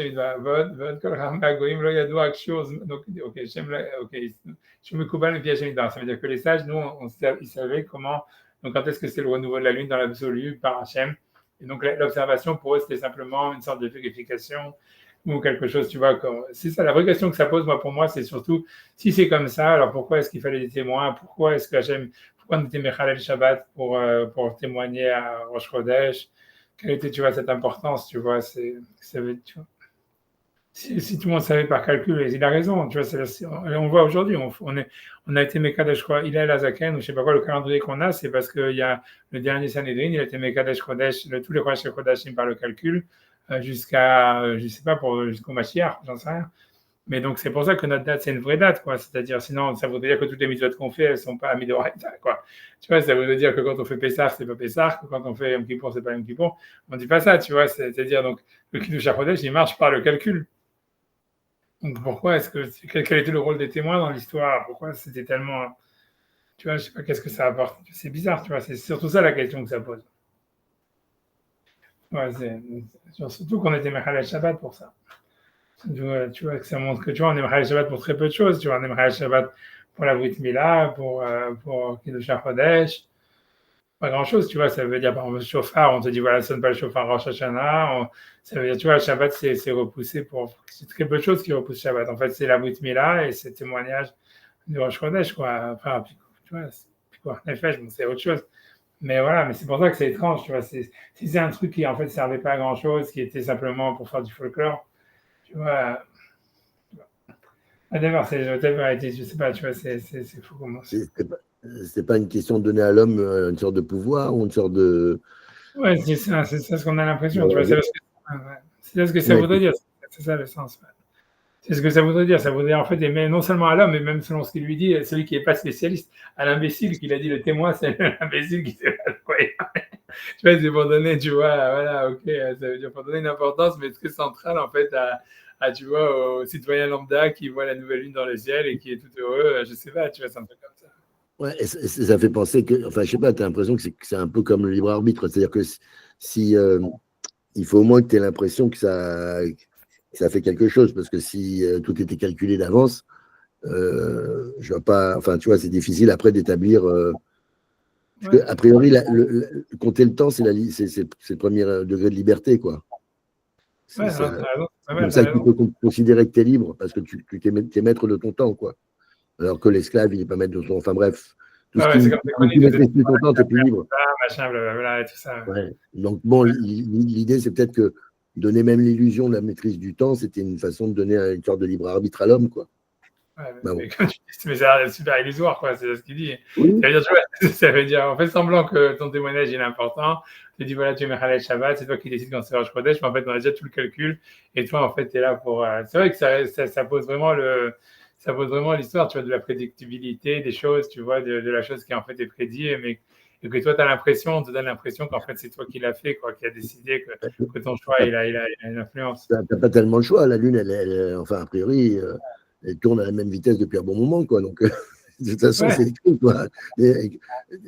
C'est que l'illusion de la voie de le maîtriser. Parce que de toute façon, la Lune, elle va apparaître, quoi. De toute façon, ça peut être illusoire. Mais non, c'est sûr, t'as raison. Mais c'est intéressant que, tu vois, c'est comme si la Torah, elle avait voulu donner, en fait, ouais, cette illusion, quoi. Et que peut-être, en fait, c'est tout est là-dedans, tu vois, tout est dans cette illusion. Ça veut dire, tu vois, c'est ça, non, tu vois, ça voudrait dire, tu vois, c'est comme j'ai dit, tu vois, ça veut dire, c'est quand en fait, quand tu étudies la Kabbalah et tout ça, que tu fais tout ça, ce que tu te rends compte, tu vois, que c'est vraiment, en fait, c'est que c'est comme Matrix, tu vois. Moi, au début, je comprenais pas, tu vois, la Kabbalah, je me disais, c'est vraiment un truc de con et tout ça, tu vois, tu vois, c'est comment ça peut être, tu vois, ça veut dire, tu vois, c'est comment dire que tout est un système, tu vois, c'est comme si Dieu c'était un ordinateur et tout ça, etc. Et qu'en fait, tu vois, c'est vraiment Matrix, tu vois, c'est comme si les êtres humains, c'est comme des piles, tu vois, tu vois, genre ça, tu vois, qui servent, tu vois, à faire à faire marcher le système, tu vois, le programme, tu vois. Et je dis ça, tu vois, je sais pas comment est-ce que je me suis toujours demandé, mais comment est-ce qu'il y a des gens qui ont pu penser, tu vois, que, tu vois, c'était une idée, tu vois, c'est même dans la science-fiction, c'est vraiment un truc de science-fiction et vraiment apocalyptique en science-fiction, tu vois, c'est un truc, ça te donne envie de te suicider, quoi, si c'est ça, tu vois, ça veut dire que, tu vois, ça veut dire que il y a eu des mitzvot, il y a des machins et tout ça, etc. Toi, t'es comme une sorte de, tu donnes de l'énergie au système de fonctionner, t'es comme une pile qui croit que tu existes, mais en fait, tu vois, tout est écrit et puis simplement, tu vois, tu alimentes comme une sorte de, tu vois, de Matrix qui est, tu vois, qui est en train de créer de l'information, quoi. Et tu vois, mais tu vois, et après, tu vois, j'ai compris, tu vois, qu'en fait, c'était ça l'explication, tu vois, c'est quand tu regardes dans le Zohar, c'est un peu ça, c'est comme tu dis, en fait, c'est vrai, tu vois, tu vois, c'est comme si, en fait, tu vois, c'est en fait, dans la vérité ultime, en fait, tu vois, ça veut dire pour Hachem, c'est comme si tu as un match de foot, tu vois, le match de foot, tu vois, il est déjà terminé, ça veut dire, il est au présent, au passé, au futur, en même temps, ça veut dire, donc, le match de foot, si tu veux, il est existant complètement, tu vois, ça veut dire, depuis toujours, etc., etc. Si tu veux, c'est comme une sorte de présent éternel. Mais en fait, tu vois, ce qu'Hachem, il n'a pas, et ce qu'il attend de nous, c'est le résultat du match de foot. C'est-à-dire, tu vois, c'est qu'il faut coder l'information, tu vois. Et ça, ça veut dire que, et comment est-ce que, tu vois, comment est-ce que tu codes l'information? C'est parce que c'est en vivant la chose, tu vois. Donc finalement, tu vois, ça veut dire, c'est la vie, ça veut dire le fait d'expérimenter la chose et de vivre la chose, c'est ça en fait le résultat, ça veut dire, tu vois, selon le Zohar, tu vois, c'est ça ce que j'avais pas compris, tu vois, donc, tu vois, c'est vrai qu'en fait, c'est comme dans Matrix, sauf que tu vois, dans Matrix, l'homme, c'est qu'une pile, alors qu'en fait, dans le Zohar, en fait, si tu veux, l'homme, si tu veux, c'est le but ultime, c'est l'existence, tu vois, c'est le fait de ressentir, de vivre, tu vois, la chose, tu vois, qui en fait déjà qui existe depuis toute éternité, mais transformer, en fait, si tu veux, en information. Et cette information, c'est pas une information, tu vois, c'est super étrange parce que tu vois, c'est parce que l'information, en fait, elle passe par le mot lui-même, tu vois, puisqu'en fait, dans le Zohar, il y a l'importance des lettres et du mot et tout ça. Tu vois, tout est basé sur l'histoire, en fait, de dire que tu vois, l'espace-temps, en fait, ça existe dans une autre dimension qui serait l'information et que tu vois, et qu'en fait, donc, ce que nous on fait, en fait, on crée des informations. Ça veut dire, mais cette information, en fait, si tu veux, elle a un sens parce que, si tu veux, elle est pas, tu vois, c'est une information qui est codée par le mot, peut-être, tu vois, ou par les lettres, mais aussi par l'expérience. C'est-à-dire, tant qu'elle n'a pas été vécue, c'est pas une information, quoi. Et donc, en fait, le principal, c'est le fait de vivre, tu vois. Et tu vois, en fait, c'est en vivant que tu t'unifies à Dieu, quoi. C'est ça, tu vois. Si tu comprends pas, ça veut dire, c'est ça la bascule qui fait que c'est pas un truc complètement absurde, quoi, en tous les cas. Tu vois, ça veut dire, c'est parce que tu vois, parce que quand le Zohar, il parle à chaque fois, il dit oui, en fait, à chaque fois quelqu'un qui étudie la Torah, tu vois, en fait, tu vois bien que l'idée, c'est de dire qu'un homme, il devient Dieu lui-même quand il étudie la Torah, tu vois. C'est ça, en fait, ce que le Zohar dit. Je promets, t'as pas d'autre solution, en fait. Quand tu dis Nefesh Haim, mais tu vois, tu vois, en fait, c'est parce que c'est Dieu qui parle à travers toi, et ça veut dire, en fait, et ce qui fait que tu expérimentes la Torah, c'est pas parce que tu la reçois et tu l'écoutes, c'est parce que tu l'as dit, et parce que tu la vis, et parce que tu as des questions dessus, tu vois. Et cette question-là, c'est la question que Dieu, il se demande, tu vois, à travers toi. Mais en fait, tu vois, en fait, donc c'est l'expérience, tu vois, c'est cette expérience, si tu veux, Dieu, et ça veut dire l'idée, c'est qu'en fait, le but ultime, tu vois, de la vie, c'est l'expérience elle-même, tu vois, tu vois, c'est super intéressant, tu vois. Ah ouais, mais tu vois, parce que dans l'histoire de la Lune, ça serait la même chose. Ça voudrait dire, en fait, OK, tout est écrit d'avance, le renouveau de la Lune est déjà écrit, on le connaît, tatati, tatata. Les témoins, en fait, ils sont là pour faire du show. Mais en fait, finalement, ce show, on est Mechalel Shabbat pour ça et tout ça, etc. Parce qu'en fait, c'est ça le principal, tu vois. C'est ça, c'est que tu es capable, tu vois, de vivre l'expérience du renouveau de la Lune. Tu vois, et c'est pour ça qu'on dirait qu'à chaque fois qu'on fait Birkat Alvana, on dit qu'on reçoit la face de la Shrina. Ça veut dire, tu vois, que toute l'importance, tu vois, énorme dans la Kabbale et même dans la halakha de la Birkat Alvana, tu vois, que si tu vois, ça veut dire que tu reçois, puisque là, on dit, même si on voyait le visage d'Hachem qu'une fois par mois, ça serait suffisant. C'est pour ça qu'on fait Birkat Alevana debout. Tu vois, c'est ce qu'on dit à la fin de Birkat Alevana. Donc, tu vois, ça veut dire, tu vois, parce qu'en fait, la lune, elle se renouvelle quoi qu'il arrive, etc. Mais ce qui est voir la face de la Shekinah, c'est que tu ressens ce renouveau et donc tu l'as créé comme une information vivante. Et c'est ça, en fait, recevoir la face de la Shekinah, quoi, un truc comme ça. Ouais, tu vois, tu vois, ouais, c'est un ridouche. Ouais, c'est comme tu as dit, toi, ça, c'est toi qui as commencé le truc. Ouais. Ah, on avance dans tous les cas, donc on avance après avoir vu la face de Shekinah. Donc, ok, donc après, donc, il dit, ok, donc, ok, ça, tu vois, ok, j'ai un peu gêné. Mais juste un petit truc que je ne voulais pas vous interrompre tout à l'heure. Quand on parlait du temps, il y a Kadosh Baruch Hu, pour lui, n'a pas de notion de temps. L'esclave n'a pas de notion de temps. Comment expliquer ces deux extrêmes qui, tous les deux, n'ont pas de notion de temps? Je ne pense pas qu'un Kadosh Baruch Hu n'a pas de notion de temps, puisque, tu vois, j'avais dit, Hachem est celui qui est, qui a été, qui sera, tu vois. Bien sûr, donc, hein, et l'esclave, lui aussi, pour lui, le temps, ça compte pas pour lui le temps. Il n'a pas maître de son temps. L'un, il est maître du temps, mais l'autre, il n'est pas là. Il y a pas, la notion de temps n'existe même pas. Je comprends, c'est whatever. Je pense que, ouais, je sais pas, tu vois, non, non, tu vois, c'est compliqué, tu vois, je pense que Dafka, non, je pense que c'est vraiment le contraire. Ça veut dire, ça veut dire, c'est comme tu as dit, ça veut dire, c'est l'esclave. La raison pour laquelle, en fait, il est pas maître de son temps, c'est parce qu'il est bloqué dans une répétition, tu vois. Ça veut dire, ce qu'il fait, tu vois, ça veut dire, tu vois, quand Pharaon, il dit, voilà, travaillez, etc., pour pas que vous réfléchissiez, ça veut dire, en fait, tu vois, c'est le contraire, tu vois, de l'expérience, justement, de la vie, du présent. Et c'est ça ce que l'esclave, il a pas. Et à Kadosh Baruch Hu, en fait, c'est justement ce qu'on vient de dire, c'est exactement ça, c'est lié avec le présent. Et après ça, donc ça, c'est un esclavage aussi, parce qu'en fait, si tu veux, ça veut dire, le fait même, tu vois, c'est comme on voit, puisque la lune, en fait, elle se renouvelle que tu le veuilles ou pas, donc c'est un super gros esclavage, en fait, de dire, ah merde, je dois aller faire Birkat Alvana, tu vois, il y a 2 mètres de neige dehors, tu vois. mais ça veut dire, mais tu vois, mais voilà, mais ça veut dire donc c'est un esclavage, mais en fait c'est une libération en fait de se mettre en phase avec le présent, quoi. Tu vois, c'est ce que je pense, mais je pense pas que chez Hachem il n'y a pas de temps. C'est certainement, tu vois, ça veut dire. C'est sûr qu'Hachem il est au-dessus du temps, mais il est pas, et ça veut dire, justement, c'est le temps. Ça veut dire, sans ce que le Zohar veut dire, c'est Hachem, c'est vraiment le présent. C'est l'expérience du présent. C'est ça, en fait. C'est ça, en tous les cas, la relation qu'Hachem il a avec le monde, quoi. C'est en tout cas avec l'homme. C'est-à-dire, l'homme, en tous les cas, il unifie la présence d'Hachem avec le monde à travers son expérience et au présent, quoi. Avec une conscience une conscience de l'expérience qui se vit au présent et qui est liée, en fait, tu vois, avec une sorte de message.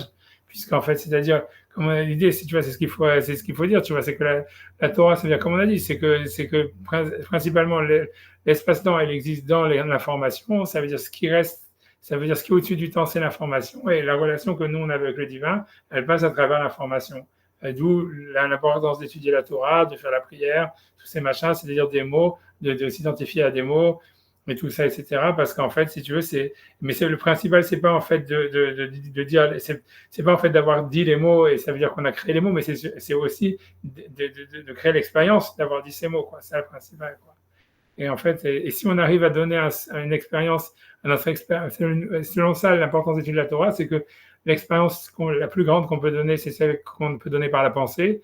Et donc, plus on arrive à penser la Torah, plus en fait, ça veut dire on rentre dans une dimension de l'expérience profonde, tu vois, qui nous lie à l'éternité, à l'unité d'Hachem dans le monde, etc., etc., quoi. Ouais, ça serait ça l'idée, tu vois. Tu vois, ça serait ça l'idée. C'est comme, tu vois, c'est ça, je pense. Tu vois, c'est quand tu lis Nefesh HaChaim, en tous les cas, c'est ce qui sort, tu vois. C'est ça ce qu'il dit, tu vois. C'est ce qui ressort, on va dire, nécessairement, et ça fait sens. Au moins, c'est moins déprimant que ce que quand tu lis dehors tout court, tu vois, où tu as l'impression que c'est vraiment Matrix, quoi. Tu vois, ça veut dire, je pense que les Haredim, normal, c'est comme ça qu'ils voient le monde, quoi. C'est-à-dire, ils sont là pour faire le truc et tout ça, machin, donc, les Haredim seront plus accolés sur les esclaves, les Haredim. Ouais, ça veut dire que eux, en fait, tu vois, je pense qu'ils n'ont pas compris cette histoire-là, que tu vois qu'en fait, tu vois, c'est que le témoignage des témoins, il est important. Ça veut dire, eux, ils se disent, voilà, ok, tu vois, c'est-à-dire pour eux, si Hachem nous a demandé, en fait, d'aller témoigner, ça veut dire, en fait, ça veut dire, voilà, c'est comme si, tu vois, pour eux, en fait, l'information, ça veut dire, ok, je dois faire ce que la Torah elle dit et je dois dire la Torah, je dois dire, tu vois, c'est comme si, en fait, tu vois, tu crées en fait un lien avec Hachem. Tu vois, je pense que ça, ils en sont, on va dire, conscients, qu'ils créent à travers leur vie, leur mitzvot, ils créent un lien avec Hachem, avec le monde. Et pour eux, c'est ça le but.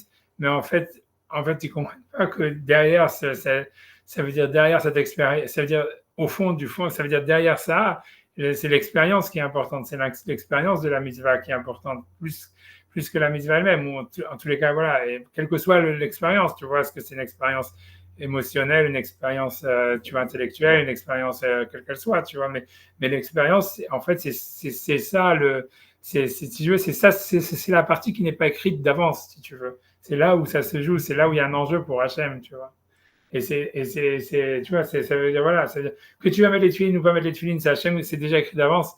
Mais comment tu vas vivre l'expérience de mettre les tuilines, c'est pas écrit. Et c'est là où ça a un sens. C'est là où finalement, tu vois, tu t'unifies à Hachem d'une manière ultime, ça veut dire. La même chose comment tu vas étudier la Torah, ça veut dire qu'on va étudier la Torah, c'est écrit d'avance. Mais qu'est-ce qu'on va dire, tu vois, comment est-ce que les questions qu'on va avoir, dans quel sens ça va partir, est-ce que c'est avec du café ou du whisky ou tout ça, c'est, tu vois, ça c'est déjà écrit, tu vois, c'est ça. Et c'est ça ce qui est important, tu vois, c'est comment tu vas vivre l'expérience. Et c'est là où tu as écrit l'histoire, tu vois, c'est l'histoire. C'est là où tu as écrit une information. Et c'est ça l'histoire de priori, comme il dit Thierry, du témoignage des témoins. On connaît quand c'est Rosh Chodesh. En fait, c'est quelque chose qui est évident, qui est calculé, qui est prévisible, etc.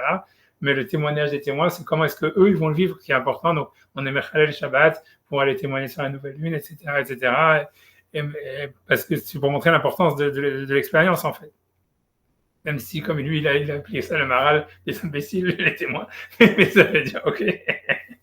mais ça fallait créer des imbéciles, tu vois. C'est déjà ça, tu vois. Ça expliquait aussi, peut-être, tu vois, la question d'Einstein qui dit que la seule chose qu'il pense qui est infinie, c'est la bêtise humaine. Et justement, tu vois, c'est que la bêtise humaine, elle permet l'expérience. C'est pour ça qu'il fallait qu'elle soit infinie.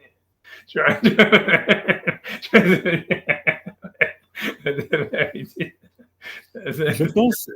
Je pense aussi que, enfin bon, je me suis réveillé là, mais je pense un petit peu aussi qu'il y aurait l'idée quand même, à travers le fait de faire participer comme ça des témoins, disons l'espèce humaine par rapport à des phénomènes scientifiques qui ont l'air, naturels, qui ont l'air installés pour l'éternité. Je pense que c'est une façon aussi de combattre le déterminisme, quoi. C'est une façon, on va dire, de relier comme ça, de dire que malgré tout, même si ça peut paraître a priori faux ou quelque chose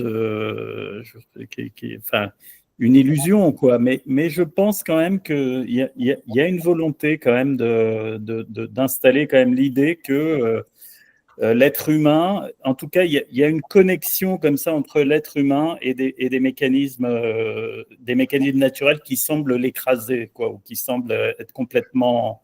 On va dire, il y a l'idée qui peut quand même le dominer et le déterminer quand même, et ça empêcherait une approche trop déterministe qui empêcherait aussi le progrès humain, quoi. Ouais, c'est ce que Jay avait dit au début, tu vois, il avait dit s'il est au libre arbitre, etc. Tu vois, c'est un peu comme, c'est vrai que ça fait penser beaucoup à ce comment Maïmonide y voit, c'est quand il parle du libre arbitre par rapport ça veut dire à ce que le fait qu'Hachem, il connaît le futur, à la prophétie, il dit voilà, si jamais en fait l'homme il a le libre arbitre, comment est-ce que la prophétie elle peut exister, que Hachem dit à l'Égypte vont aller en exil, ou quand Hachem dit à Abraham, sache que ta descendance elle va être en exil pendant 400 ans, elle les fera souffrir. Lui dit voilà, les Égyptiens, ils avaient le libre arbitre de faire souffrir ou pas faire souffrir. Les Juifs, tu vois, ils auraient pu ne pas aller en exil. Pourquoi est-ce que, tu vois, comment est-ce qu'Hachem peut prédire tellement les choses? Et il lui dit, en fait, tu vois, si tu veux, le Rambam dit sa réponse sur ça, que c'est une réponse hyper compliquée, qu'aujourd'hui, ça veut dire, elle paraît très simple quand tu parles à tous les mecs qui ont fait des études d'ingénieur, tu vois, c'est que disent, tu vois, c'est que dit, en fait, ouais, au niveau statistique, le futur, il est prévisible, mais au niveau personnel, il n'est pas prévisible, tu vois, aujourd'hui, tout marche comme ça, c'est ça, Big Data, tu vois, ça veut dire, on sait que, tu vois, ça veut dire, on sait que tu vas, j'en sais rien, tu vas acheter ça un jour, tu vois, mais on ne sait pas par quelle pub tu vas l'acheter, dans quel magasin tu vas l'acheter. Tu vois, un truc comme ça. Mais je veux dire, l'intervention, c'est comme le dôme de fer, l'intervention, le côté providentiel est toujours à la marge. Donc, il y a toujours une marge d'erreur, quoi. Il y a rien qui, je ne sais pas, est-ce qu'il y a un phénomène qui est absolument parfait? C'est pas certain. Parfait, j'en sais rien. Mais c'est-à-dire, comme tu dis, c'est qu'en fait, on a l'impression que ça veut dire, c'est en tout cas selon la réponse de Maïmonide, et que lui, il pense ça, c'est comme ça vient d'Aristote, tu vois, de Platon et tout ça, c'est dans la philosophie grecque. C'est comme si, en fait, tu vois, le futur, il est prévisible, tu vois, par les groupes, tu vois, dans des groupes. Ça veut dire, et que, tu vois, et donc ça serait ça, tu vois, c'est vrai que la Lune, elle est prévisible, mais en fait, est-ce que tu vas la voir, est-ce que tu vas pas la voir, qui va la voir, qui va être le témoin qui va la voir? Tu vois, qui va être etc. Donc ça, c'est là où il y a une liberté. D'un côté, est-ce qu'on pourrait concevoir un monde dans lequel, on va dire, il n'y a pas une récurrence comme ça? Parce que ce qui permet à l'être humain d'avancer dans le temps, l'humanité, etc., tout travail de construction, ça nécessite que, on va dire, il y ait des récurrences pour qu'il y ait des références, pour qu'il y ait des... Enfin, sinon, on peut s'appuyer sur rien, on ne progresserait pas, ce serait encore pire, quoi. On serait dans l'aléatoire complet. Est-ce qu'on aurait pu avancer, ne serait-ce même qu'appliquer, enfin, même l'application, on va dire, de mitzvot, de lois, etc., ce serait complètement impossible si on était sans arrêt dans des phénomènes aléatoires, même en imaginant, on va dire, qu'il y a toujours un équilibre et que la vie soit quand même préservée et que, voilà. Bon, on voit de temps en temps quand même que c'est fracturé, qu'il y a des phénomènes naturels catastrophiques qui viennent faire un hiatus comme ça dans l'humanité. On voit que c'est pas quand même, je veux dire, il y a des phénomènes naturels comme ça qui viennent interrompre, qui sont brusques, des trucs de volcans, des tremblements de terre, non mais des choses comme ça, des tsunamis, enfin j'en sais rien, mais on voit qu'il y a des choses comme ça de temps en temps qui, on ne sait pas, c'est. Non, comme l'enfant, mais il ne pas réfléchir sur ça, mais ouais, comme tu dis, mais c'est-à-dire, ce que tu dis, ça fait penser à Noach, que tu vois, quand Hachem il a promis ça à Noach, c'est ça l'alliance qu'il a fait à Noach, qui ne voulait pas sortir de la Teva en disant voilà, le cycle des saisons ne s'arrêtera jamais, blablabla, et on a l'impression que c'est fait pour rassurer l'homme, tu vois, cette histoire-là. Ben oui. C'est pas un dévoilement de la volonté d'Hachem, mais c'est fait comme une sorte Parce que tu vois, parce que Maïmonide, lui, il pense, tu vois, aussi débile que ça soit, et ça, moi, je pense que ça, c'est vraiment. Et j'en sais rien, j'ose même pas, tellement je trouve ça con que j'ose même pas le dire, mais ça veut dire, tu vois, ça veut dire c'est que lui, c'est parce que lui, il dit, tu vois, ça veut dire, parce qu'il y a un passouk qui dit, il y a un passouk qui dit dans le Tanakh, et j'ai oublié où est-ce que c'est, Elohim Mevakesh et Tanir-Daf. Ça veut dire, je pense que c'est dans Kohelet ou je sais pas quoi, ça veut dire Hachem, il recherche. Alors moi, depuis que je suis petit, on m'a toujours appris parce que tu vois, ça veut dire, ça démontre ça, c'est aussi une explication aussi conne que celle de Maïmonide, mais les deux se valent au niveau de la connerie. Mais ça veut dire, là, c'est moi, une explication à moi, c'est Hachem, il recherche parce que Nirdaf, ça veut vouloir dire la victime. Ça veut dire Hachem, il se met toujours aux côtés de la victime. Ça, c'est une explication possible, une traduction. Pour dire à quel point tu peux le traduire de différentes manières. Mais Maïmonide, il explique ça. C'est con d'expliquer comme ça parce que c'est vraiment, tu vois, surtout quand tu vois aujourd'hui ce que ça a donné, tout le but, c'est d'être une victime, etc. Comme si c'était, tu vois, le Graal et tout, parce que voilà, t'es proche d'Hachem parce que t'es une victime. Et tu vois, c'est bon, ok, donc oublions cette idée, mais tu vois, le Rambam lui dit non, et presque, je sais pas, il y a 5 chapitres des Égarés qui sont basés là-dessus. Et ce qui dit non, Elohim Vageshta Nirdaf, ça veut dire Hachem il cherche, Nirdaf, ça veut dire la chose qui est habituelle. Ça veut dire Hachem, en fait, ce qu'il aime, c'est les trucs qui ne changent jamais. Et moi, je trouve ça complètement idiot. Et pour lui, tu vois, ça veut dire, lui, il dit, ouais, la volonté d'Hachem, elle est. Mais ça, c'est pris en fait de Platon, d'Aristote et tout ça, c'est que Hachem, la volonté d'Hachem, elle est dans les lois de la nature parce qu'elles sont immuables. Et Hachem, ce qu'il recherche, c'est le truc, tu vois, qui fonctionne, tu vois, constamment, tu vois, qui est cyclique, qui est constant et tout ça, etc.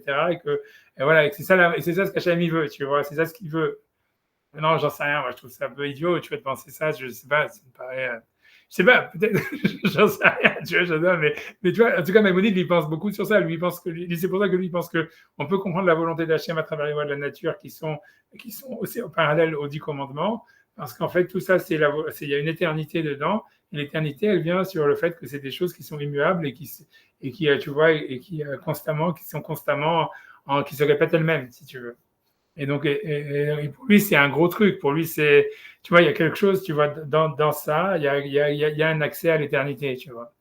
Alors, c'est rien. Moi, j'y crois pas trop, tout ça, parce que quand tu vois ce que ça a donné avec le nazisme, avec tout ça, avec le fascisme, tous ces trucs-là, parce qu'en fait, si tu veux, tout le fascisme, il est basé sur ça, tu vois, c'est basé sur une volonté de sécurité, d'immuabilité, de répétition, tout ça, etc. Et quand tu vois, en fait, ce que ça donne, tu as du mal à avoir une vision positive de ça. J'imagine, tu vois, lui, Maïmonide, il a vu, j'imagine que Maïmonide et Platon et tout ça, il vit dans un monde de sauvage où, tu vois, si tu veux, il y avait des hordes de je sais pas quoi, de Inde, de je sais pas quoi, de débiles mentaux, tu vois, comme des Palestiniens, tu vois, ça veut dire, que, tu vois, qui attaquent, tu vois, des trucs comme ça, qui font et donc pour eux, ils se disaient, ok, ce qu'Hachem, il veut, c'est l'ordre, et si tu veux, donc pour eux, c'était ça le Graal, quoi. On comprend que pour eux, ils avaient un espoir énorme dans le fait de retrouver de l'ordre, de la structure, et quelque chose qui soit immuable, et ils croyaient carrément que c'était ça la volonté d'Hachem.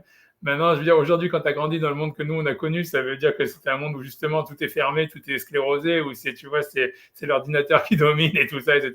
Tu as du mal à dire, ah ouais, c'est ça, tu vois, c'est être une machine, ce qu'Hachem il veut, et c'est ça le but du bonheur, c'est ça la volonté d'Hachem. Je veux dire, quand tu vois ce que ça donne, tu vois, c'est ça le monde moderne, quoi, c'est clair, c'est les Haredim, c'est ce que tu veux, tu vois, tu vois, ça veut dire, c'est un truc, tu vois, je vais dire des Haredim, mais ça veut dire, c'est une manière, tu vois, hyper fascisante de regarder le monde, tu vois, tu te dis, ok, tu as du mal à croire que c'est ça ce qu'Hachem il voulait, c'est ça le but du monde et tout ça, etc.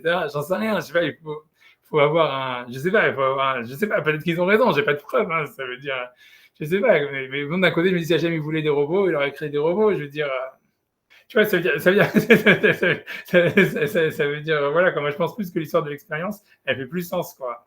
A priori, l'expérience humaine, elle fait plus, je veux dire que le but, ça serait l'expérience humaine vécue au présent, je pense que ça fait plus sens que de dire qu'Hachem, il cherche justement une répétition. Moi, ce que j'ai l'impression, c'est plutôt que, tu vois, pour dire, quand on point que Maïmonide, il voit comme ça. Et dans Aristote et dans Platon, il y a ça. Moi, je pense que, tu vois, si on se lit, moi, je pense qu'une lecture possible, je vois, ça veut dire alternative, ça veut dire que Hachem, il propose ça à Noir uniquement parce que pour le rassurer, tu vois.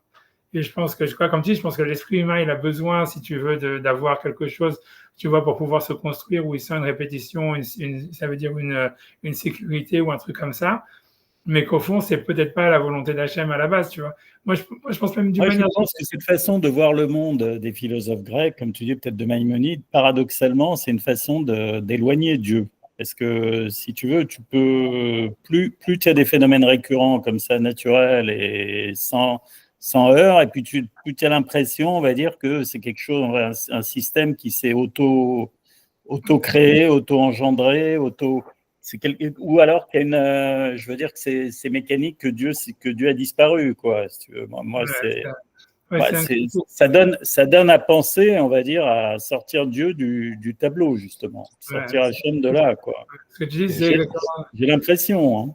C'est ce que tu dis, c'est Joël Lévinas dans Totalité Infinie. C'est ce qu'il dit quand il critique le Guide des Égarés. Il a 3 ou 4 pages où il dit exactement ce que tu dis, quoi. Il dit en fait que pour lui, c'était mettre, tu vois, c'est éloigner Dieu de l'univers. Et c'est pour ça que lui, il aime le Maharal, parce qu'on voit bien que le Maharal, tu vois, c'est quelqu'un, tu vois, il retrouve, tu vois, les racines de la philosophie existentielle, tu vois, qui met l'expérience au centre, etc., et qui remet Dieu au cœur de la vie, quoi, et du monde matériel. D'où il a sorti après sa philosophie, tu vois, du visage de l'autre, qui est une révélation de Dieu, etc., tu vois, dans l'expérience de l'autre, tu vois. Et ça veut dire, mais c'était sa critique, ça veut dire la critique de laquelle il est parti, c'est beaucoup ça. Ça veut dire, en fait, c'est comme si tu essayes de rejeter Dieu hors de l'univers ou d'en faire un truc, tu vois, qui existe, tu vois, qui n'existe pas, mais voilà, un truc comme ça, tu vois. Non, mais il y a aussi, comme on doit réparer le monde, on est là pour réparer le monde, n'est-ce pas? Donc, si on dit que Akadosh Baruch Hu, il a créé le monde, donc il faut le réparer. Il ne nous a pas fait comme des automates.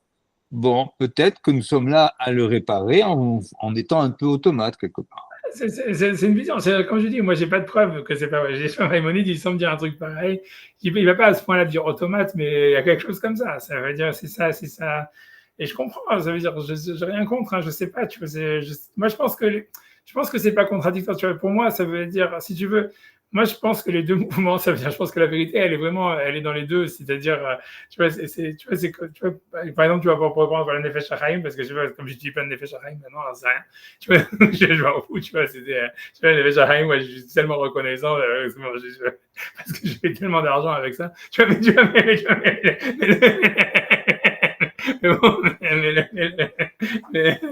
mais bon, peu importe, mais ce que je veux dire, c'est, tu vois, c'est que, tu vois, c'est, pour dire, c'est qu'en fait, John Nefesh HaChaim, lui, parle de cette idée.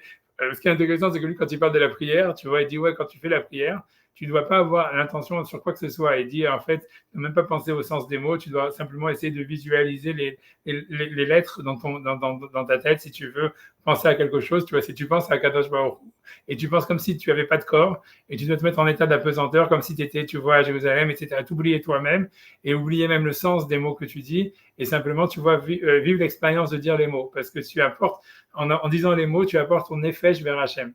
Et il dit, en fait, tu vois, et ça veut dire pour lui, chercher même le sens de la prière ou chercher quelque chose, tu vois, qui serait lié à la demande personnelle et tout ça, pour lui, c'est vraiment s'éloigner de ce que c'est la prière, tu vois.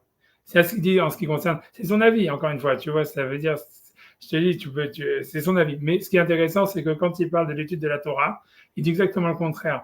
Il dit, quand tu étudies la Torah, il faut que tu aies aucune conscience de Dieu autour de toi. Il faut, tu vois, ça veut dire que en fait, si tu veux, parce que, tu vois, et c'est là aussi tous ces passages du Zohar et tout ça, où il dit, en fait, quand tu étudies la Torah, tu deviens Dieu toi-même. Et donc, en fait, chercher à se rapprocher de Dieu, c'est s'éloigner de lui. Et donc, il dit, tu dois étudier ça comme une science complètement. Et ça veut dire être entièrement, si tu veux, ça veut dire, tu vois, ça veut dire réfléchir, ou même, il dit même si t'as pas des questions, etc., ou t'as pas des trucs, mais c'est au niveau, comme on a dit, de l'expérience, tu vois, ça veut dire, c'est comment tu vas vivre l'idée. Tu vois, pour lui, la voix de Moshe, de Hachem qui s'exprime au Sinaï, c'est la voix de Moshe lui-même, parce que tu vois, en fait, c'est celui qui étudie la Torah. En fait, si tu veux, il devient Dieu, quoi, et c'est Dieu qui parle à travers lui.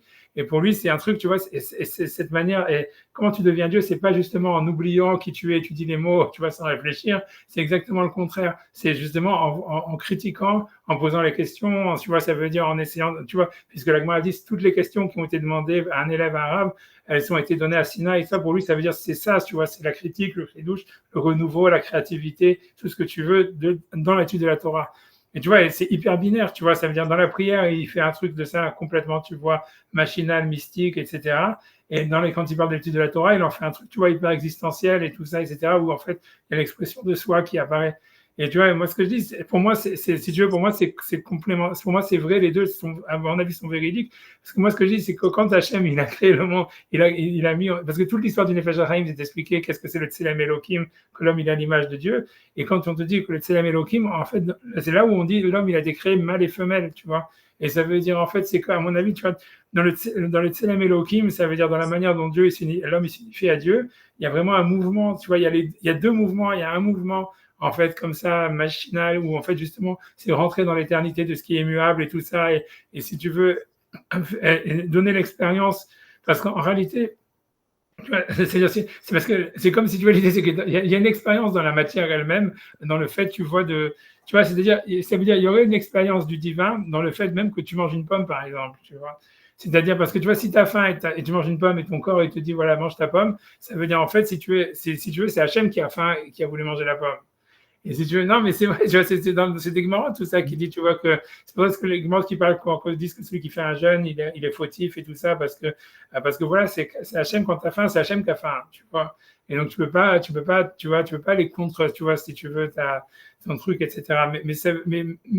Mais tu vois ce que je veux dire, c'est que ça veut dire, ce qui veut dire le Nefesh HaChaim, c'est que dans l'expérience, tu vas de manger une pomme, il ne faut pas chercher une expérience transcendante. Ça veut dire, c'est le fait de vivre la matière qui t'unifie à Dieu. Et si tu veux, lui veut dire que dans la prière, qui est lié au korbanot, et donc il y a un truc matériel, pour lui, c'est le stade ultime de la matière. C'est le fait de dire les mots, ça doit être vécu comme une expérience physique, comme une action, tu vois, et que cette action, elle ramène, si tu veux, la Shrina qui est dans la matière vers Dieu, tu vois. Et ce que je veux dire par là, c'est que la Shrina qui est dans la matière, à mon avis, elle est complètement mécanique.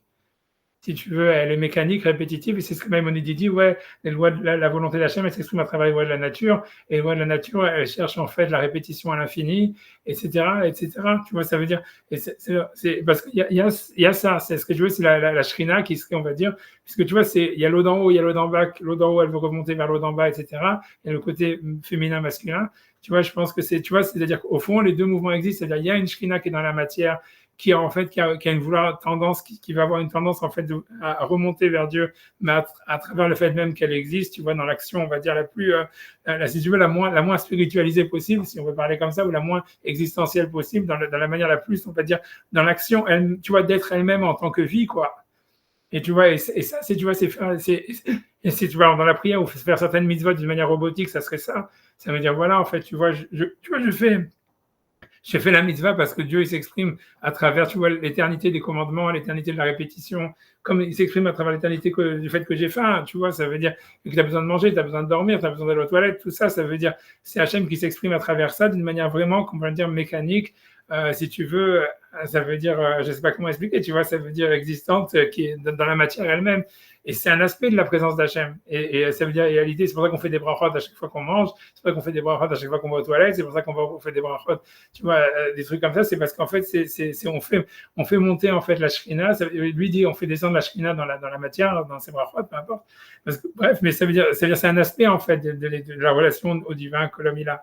Après ça, il y a un autre aspect, tu vois, où en fait, il y a l'eau d'en haut, ça veut dire c'est un côté où ça serait justement le contraire, l'expérience, la volonté d'exister dans l'expérience, tu vois, par soi-même, tu vois, par la pensée, etc., où justement, on sort, tu vois, ça veut dire de ce qui est de ce qui est répétitif, de ce qui est justement non critiquable, de ce qui est, tu vois, du présent, de ce qui est éternel et qu'on cherche à faire, si tu veux, à voir comment le présent, si tu veux, comment l'éternité, elle réagit par rapport au présent. Tu vois qu'en fait, c'est ça, quand on étudie la Torah, tu vois, selon lui, ou quand, j'en sais rien, tu vois, quand on va faire une réflexion philosophique, quand on va faire de l'art, quand on va faire n'importe quoi, même quand on va faire du business et tout ça, en fait, ça veut dire, c'est qu'on essaye, en fait, tu vois, de voir comment est-ce que le présent, en fait, il réagit quand il est mis au contact de l'éternité.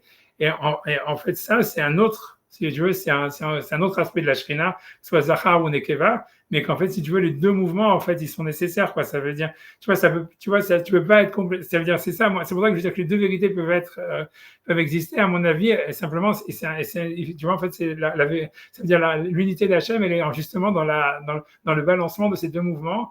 Et on a l'impression surtout qu'il faut vraiment les mettre en état de rupture, tu vois. C'est ce qui est intéressant dans ce qu'on voit qu'on a l'impression dans le Nefesh HaChaim. Et ça, c'est vraiment son chidouche à lui. Je sais pas d'où il a sorti, tu vois. C'est que pour lui, tu vois, c'est quand tu es robotique jusqu'au bout. Tu vois, ça veut dire, et quand tu veux, tu vois, être créatif et tout ça, etc., ben, sois créatif jusqu'au bout, quoi. Et que pour lui, c'est ça le mouvement c'est en ça que tu es à l'image de Dieu, que tu es dans le Selam Elohim, où il y a l'eau d'en haut, l'eau d'en bas, etc., etc. Mais c'est pour ça que je pense que les deux aspects de la vérité, en fait, pour moi, tu vois, ils peuvent cohabiter. Je pense que on a l'impression, en tous les cas, que c'est comme si la Torah, elle a voulu qu'il y ait ce mouvement un mouvement, tu vois, de va-et-vient, un mouvement on passe de l'un à l'autre, etc. Et que c'est un truc comme ça, tu vois. Et que l'erreur, ça serait en fait d'essayer de les faire communiquer en réalité. Ça veut dire, tu vois, ça veut dire, voilà, tu fais la halakha, tu vois, tu fais Shabbat, tu vois, grosso modo, tu vois, ça veut dire, et que tu vois, il n'y a pas à chercher un sens, tu vois, spirituel dans le fait de faire Shabbat, tu vois, tu fais Shabbat parce qu'Hachem, il a créé le monde, le Shabbat, Après, peut-être qu'il y a un aspect d'Israël et de chercher un sens, tu vois, ça, c'est de l'étude de la Torah, et c'est encore, tu vois, alors, étudier tu vois, ça veut dire, ça, c'est de l'étude de la Torah, c'est autre chose, et à ce moment-là, tu vois, oublie Dieu, tu vois. Oublie quand tu vas réfléchir, c'est quoi le sens de Shabbat, c'est quoi le sens, tu vois, ne mets pas Dieu dans l'équation, tu vas te tromper, tu vois. Et tu vois, c'est réfléchi d'une manière, tu vois, ça veut dire, tu vois, c'est un truc comme ça, tu vois, en tout cas, dans les Shachaim, c'est ça ce qui sort, et ça n'a pas l'air, tu vois, ça a l'air de faire sens, en tous les cas, à mon avis, tu vois, ça veut dire, ça me paraît, ça reste bizarre, tu vois, parce que pourquoi il faudrait, en fait, tu vois, créer un mouvement comme ça, si tu veux, de rotation, de va-et-vient, etc. Mais ça fait sens en tous les cas dans la halakha, tu vois. Puis surtout, on voit que tous ceux qui ont choisi ce chemin, ça veut dire, ils ont eu la bracha, quoi, dans le sens où ils ont été, tu vois, on sent que ça rend heureux et ça veut dire et en même temps proche d'Hachem et à tous les points de vue, quoi. Tu vois, et que ceux qui ont essayé, en fait, tu vois, comme les chassidim, de mélanger les deux, c'est devenu une sorte de globi-boulga, tu vois, ça veut dire, ça fait des alcooliques, tu vois.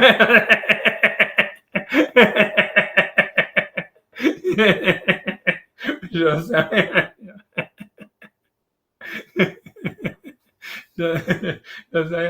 En tout cas, c'est ça, c'est la base, tu vois, des yeshivot, toutes les yeshivot lituaniennes, en fait, sont basées sur ça. Et en fait, et je pense que, au fond, ça veut dire, enfin, en tout cas, pourquoi ça marche, j'en sais rien, mais c'est un peu comme Galilée, à qui dit que la Terre, pourtant, la Terre, elle tourne, tu vois, et pourtant, elle tourne, c'est un peu la même chose. C'est en tout cas, tu vois que c'est un système qui marche, tu vois. Ah ouais, ça, comment ça marche, pourquoi ça Donc marche? dans la démarche de la prière, on doit s'annuler, quoi, quelque part. C'est là où on s'annule, quoi. C'est là où on dans les s'annule. mitzvot, ouais. C'est surtout, mais c'est pas vraiment que tu t'annules. Pour lui, l'idée, c'est surtout que c'est comme si en fait tu dois séparer ton corps de ton esprit, tu vois, d'une certaine manière. Et en fait, pour lui, l'idée, c'est surtout, tu vois, c'est que tu amènes ton corps à travers le fait même de dire les mots, tu amènes ton corps vers Hachem. Pour lui, il dit, tu vois, c'est comme en fait, si tu veux, les corbanotes, on aspergé le sang du corban sur l'autel. Donc en fait, il dit que en fait, l'âme de l'homme, en réalité, c'est sa parole. Puisque tu m'en dis que War Nefesh Memalala, etc. Donc en fait, il faut que chaque fois que tu dis un mot de la tefila, il faut que tu sentes comme si tu aspergeais ton sang, tu vois, ça veut dire ton Nefesh devant Hachem, mais le sens, tu vois, du mot, mais ça veut dire pour lui, le fait de penser à ses problèmes, de penser à soi, etc., c'est déjà, tu vois, c'est déjà un manque, tu vois, ça veut dire Mais c'est. oui, mais oui. Mais oui, bien sûr, parce que théoriquement, la prière, c'est pour nous rapprocher de Kadosh Baruch Hu. Ouais, Et un c'est ça. korban, le mot korban, c'est rapprocher aussi. Voilà, exactement. Tu vois, pour lui, il faut donc s'annuler dans l'univers. Ça veut dire, pour lui, et dans la Kabbale, ça c'est un truc qui est clair. Tu vois, on te dit, voilà, dans ce monde, on dit jusqu'à Baruch She'amar, c'est dans le monde de l'action, dans le monde de la Bria, dans le monde de la Yetzira. Mais être dans le monde, ça veut dire que tu te sens comme tu t'unifies avec l'univers avant. Et pour t'unifier à l'univers, je dois faire conscience de soi d'une certaine manière. Donc c'est quelque chose qui doit être fait vraiment d'une manière la plus détachée possible en réalité. Où en fait, ça devient une action presque physique. Et pour lui, toutes les mitzvot, c'est la même chose. Pour lui, tout ce qui n'est pas de l'ordre de l'étude de la Torah, c'est comme ça.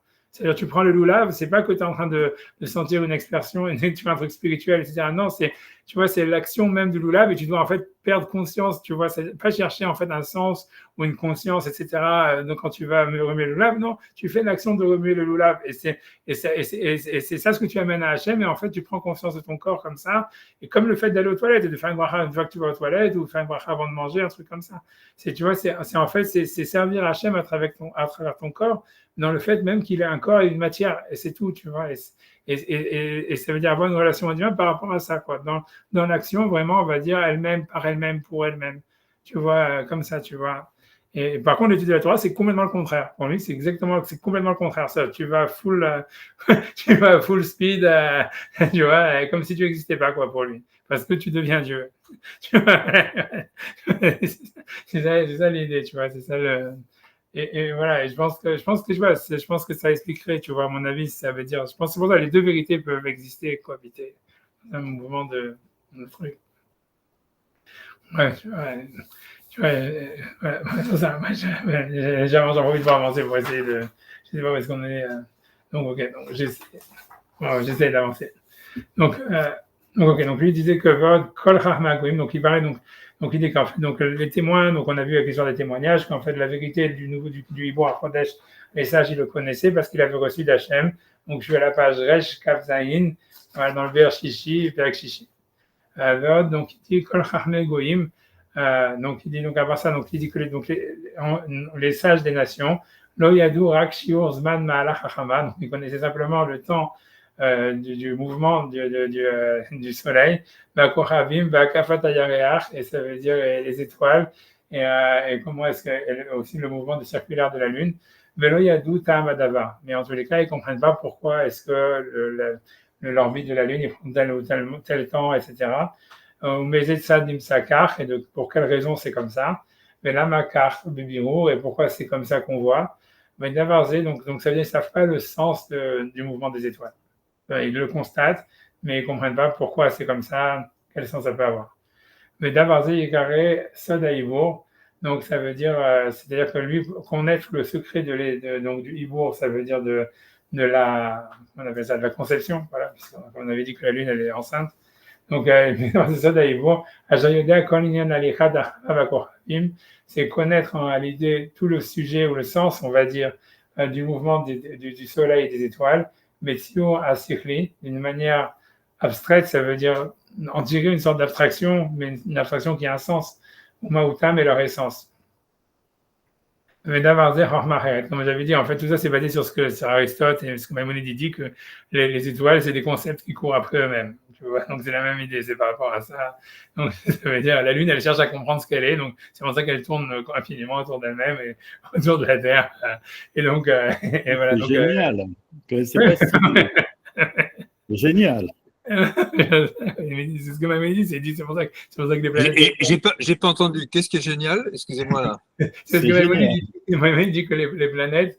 Ça vient d'Aristote, je pense. Tu as dit que c'est des concepts qui cherchent, qui tournent autour d'eux-mêmes parce qu'ils cherchent à se découvrir eux-mêmes. Ils ne savent pas ce qu'ils sont, donc ils veulent se connaître, mais donc ils sont à la recherche constamment de leur essence, donc ils tournent en rond constamment. Tu vois, c'est ça l'idée.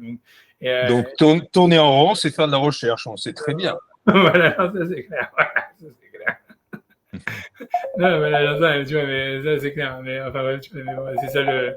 En tout cas, lui revient sur cette idée-là ici. Tu vas dire qu'en fait, si tu veux, les sages, ils connaissaient quel était le concept de la Lune. Tu vois, qu'est-ce que la Lune cherche en tournant autour d'elle-même, tu vois, qu'est-ce que le Soleil cherche il cherche quelque chose, tu vois, la recherche de lui-même. Et les sages, ils savaient, c'est ça le secret du Hibour, ça veut dire de la conception, puisque c'est. Mais quel rapport avec les femmes enceintes, j'en sais rien. Tu vois, c'est possible aussi que les femmes enceintes, quand elles tombent enceintes, c'est parce qu'elles veulent chercher quelque chose, qu'elles ne le trouvent jamais. J'en sais rien, qu'après, c'est pour ça qu'elles le retrouvent. J'en sais rien, je n'ai pas allé plus loin dans l'histoire des femmes enceintes, mais en tous les cas, c'est ce qui est ramené ici, tu vois, c'est le seul d'Alibourg. Donc, en tous les cas, il dit les sages, ils comprenaient ce que ça voulait dire. C'est pas qu'ils observaient uniquement le mouvement de la Lune, mais ils comprenaient qu'est-ce que la Lune, elle cherchait en tournant autour d'elle-même ou autour de la Terre, et qu'est-ce que la Terre, elle cherche en tournant autour du Soleil, exactement. Donc, c'est ça. Et ça, c'est une autre sagesse. Et c'est au niveau de cette sagesse de comprendre pourquoi la Lune elle tourne et pourquoi la Terre elle tourne, qu'est-ce qu'ils cherchent. Donc ça, c'est les Juifs, ils savent, c'est-à-dire les sages, ils savaient, et ça, c'était la sagesse spécifique des armées Israël qui savaient, voilà, en fait, voilà, ils savaient pourquoi la Terre elle tourne, pourquoi la Lune elle tourne, qu'est-ce qu'ils cherchent. Parce que comment est-ce qu'on peut appeler, si c'était qu'une observation, en disant voilà, les Juifs, eux, ils connaissent, ils ont une connaissance spécifique en Hachem de l'observation astronomique, on ne peut pas appeler ça une sagesse. Pour avoir une sagesse, il faut connaître la raison de la chose. Donc ça veut dire les Chachamim, ils savaient pourquoi la Lune tourne, pourquoi dans cette orbite, pourquoi le Soleil tourne, pourquoi dans cette orbite, etc. Donc, ce n'est pas simplement une constatation. Donc, ils connaissaient le concept de Rakshi Yadash et Karnimsa. Ça ne serait pas une sagesse, ça c'est simplement savoir que c'est comme ça. Mais d'avoir Zain Raouchi et Nikra Chorma, et ça on ne peut pas appeler ça une sagesse. Hein, car Horma, Mishi Yodea Maout Adavar Beatzmo, mais la sagesse, c'est celui qui comprend l'essence de la chose par elle-même. Donc, L'astrologie, ça. ouais, mais pour lui, c'est la même chose, tu vois, tu vois, c'est de l'astronomie, l'astrologie, c'est la même chose, quoi, tu vois, ça veut dire, c'est ce qu'il veut dire, tu vois, c'est ce que dit, c'est ce que Maïmonide dit, c'est que, tu vois, c'est des concepts qui tournent autour d'eux-mêmes, tu vois, et c'est comme ça que les Grecs, ils voyaient la chose, tu vois, c'est-à-dire, tu vois, ça veut dire, tu vois, voilà, je sais pas quoi dire, tu vois, Moi, ça me parle pas du tout, ça, tu vois, par contre.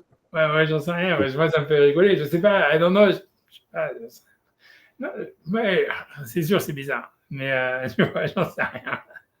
Comme tu dis, ça peut être génial, je sais pas, pour ceux que je sais pas, ouais, je sais pas à quoi dire, hein. C'est parce que pour eux, c'est toujours la même histoire avec est-ce que tu vois, les astres, est-ce qu'ils ont une âme, est-ce que tu vois, est-ce qu'ils parlent, etc. Comme on a vu le Passouk avec Rashi, etc. La discussion entre Rashi et Maïmonide, que est marqué tu vois, Bechol Haaretz Yetzak Havam, comme on dit le Passouk dans le Mizmor 19, qu'on dit le Shabbat matin.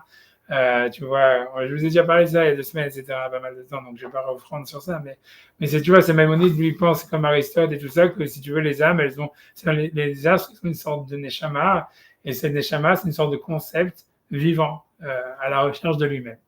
Et tu vois, voilà. Mais ils expriment dans leur rotation le concept. C'est pas une recherche, si tu veux, complètement stérile, parce qu'en fait, l'idée, c'est que dans leur rotation, ils expriment le concept, si tu veux. Tu vois, c'est-à-dire, si tu veux, ils recherchent le concept, et dans leur recherche, comme ils ont une certaine forme de constellation, de machin, etc., et de mouvement qui leur est propre, donc en fait, dans leur recherche, ils expriment ce qu'ils sont. Tu vois, ça serait ça l'idée, tu vois. De plus en plus, c'est la définition de l'astrologie, quoi. Oui, non, c'est possible. La question que je te dis, tu vois, c'est que lui, il veut dire que ça serait la même chose, tu vois. Ça veut dire, voilà, c'est l'astronomie, je sais pas, moi, je ne connais ni ça, tu vois, mais c'est clair que tu vois que dans le Talmud, ils croient au Mazalot et tout ça. Ça veut dire, les Juifs, ils sont très enracinés à dire Mazal Tov et tous ces machins-là. Ça veut dire, il y a une grande, tu vois, ça veut dire une grande, qu'est-ce que je te dis, il y a une grande, voilà, le Mazal, voilà, il y a une grande valeur, tu vois, les musulmans, ils ont Mektoub, nous, on a le Mazal. Tu vois, donc, j'en sais rien, tu vois, whatever it is, tu vois, qu'est-ce que je te dis, je sais pas. Mais, ouais, Mektoub, c'est plus fort que Mazal, hein. Ouais, c'est plus fort. Mazal, c'est une influence, Mektoub, c'est un destin.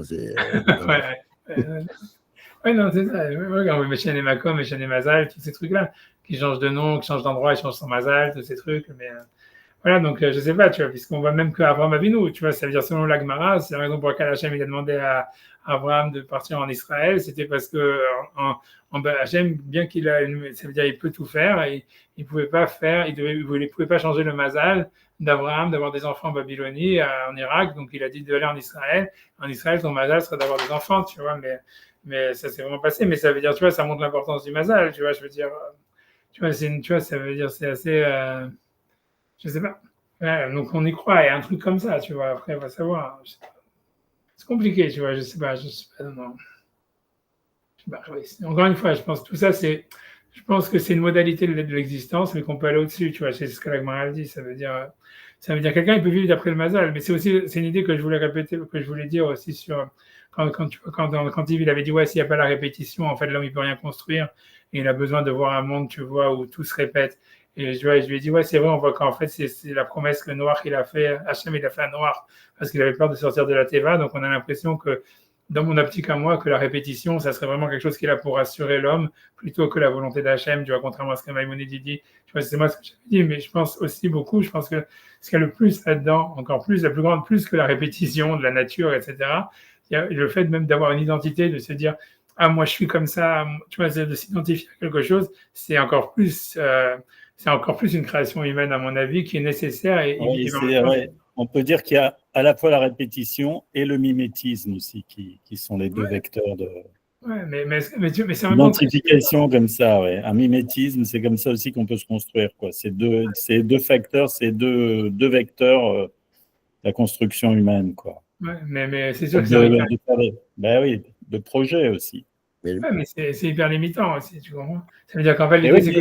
Oui, mais d'un autre côté, bon, il faut penser qu'on est dans un monde de limites et qu'on est bien obligé, même si ça dérive, même si tu peux faire progresser ces deux facteurs, ils ne sont pas absolument immuables. Il y a une dose de subjectivité, mais sinon, c'est inconcevable. Nous, ce n'est pas à l'échelle humaine. Essaye de m'inventer un autre monde. Moi, ce que j'ai l'impression, c'est que quand tu es dans la Torah, le plus tu es religieux, le moins tu as besoin d'identité, tu vois. Ça veut dire que moi, c'est ce que j'ai vu dans les Feshachaim, tu vois. Et c'est pour ça les Mekoubalim, tu vois. Et ça, c'est clairement, tu vois, parce que les Mekoubalim, dans la Kabbalah, ils pensent, tu vois, que la Neshama, elle est complètement, tu vois, chaque instant, c'est une nouvelle Neshama, si tu veux. Chaque action est une nouvelle Neshama qui vient. Et la Neshama de l'instant A, c'est pas la Neshama de l'instant B, etc., etc. Et je pense, tu vois, que, tu vois, c'est-à-dire, si ta vie, elle est rythmée par la Torah, tu dis, voilà, je fais Shacharit, Mincha, Arvit, Shabbat, machin, blablabla, je vais au Seder, ou j'en sais rien, tu vois. En fait, tu as besoin de beaucoup moins de t'identifier à quelque chose pour te donner, tu vois, pour savoir qui tu es. Tu vois, c'est plus tu te dis, ok, je sais pas ce que je vais faire aujourd'hui, etc. J'ai ma journée, j'ai aucun, tu vois, j'ai rien qui la structure. Alors tu dis, ok, je suis obligé de me donner une image de moi-même en disant, ah ouais, moi ce que j'aime, c'est, je sais pas, c'est aller faire du sport ou aller jouer aux jeux électroniques ou j'en sais rien, aller travailler, faire de l'immobilier, j'en sais rien. Tu vois, mais ça veut dire, mais ça veut dire, tu vois, ça veut dire, voilà quoi. Ça veut dire, l'identification, elle est nécessaire à cause, en fait, c'est-à-dire, je pense que la Torah, c'est quand tu dis donne-moi un autre monde, on a l'impression que le monde, en tous les cas, il libère beaucoup de la nécessité de s'identifier à quelque chose. Et tu vois, et en fait, il permet justement de vivre l'expérience du présent beaucoup plus, peut-être beaucoup plus fort, etc. Tu vois, je pense qu'il y a beaucoup de ça. C'est Stam. J'ai pensé à ça, je sais pas pourquoi. Oui, parce qu'on parlait du Mazal, tu vois. Parce que le Mazal, j'ai l'impression que c'est aussi lié à cette histoire d'identité. Donc, tu vois, j'ai l'impression, en fait, tu vois, parce que c'est mon Mazal, tu vois. C'est mon Mazal de faire ça, c'est mon Mazal de faire ça. Chacun, il va dire, ouais, c'est mon Mazal d'être comme ça. J'ai vu tout le temps que je suis comme ça, que, tu vois, c'est des trucs comme ça.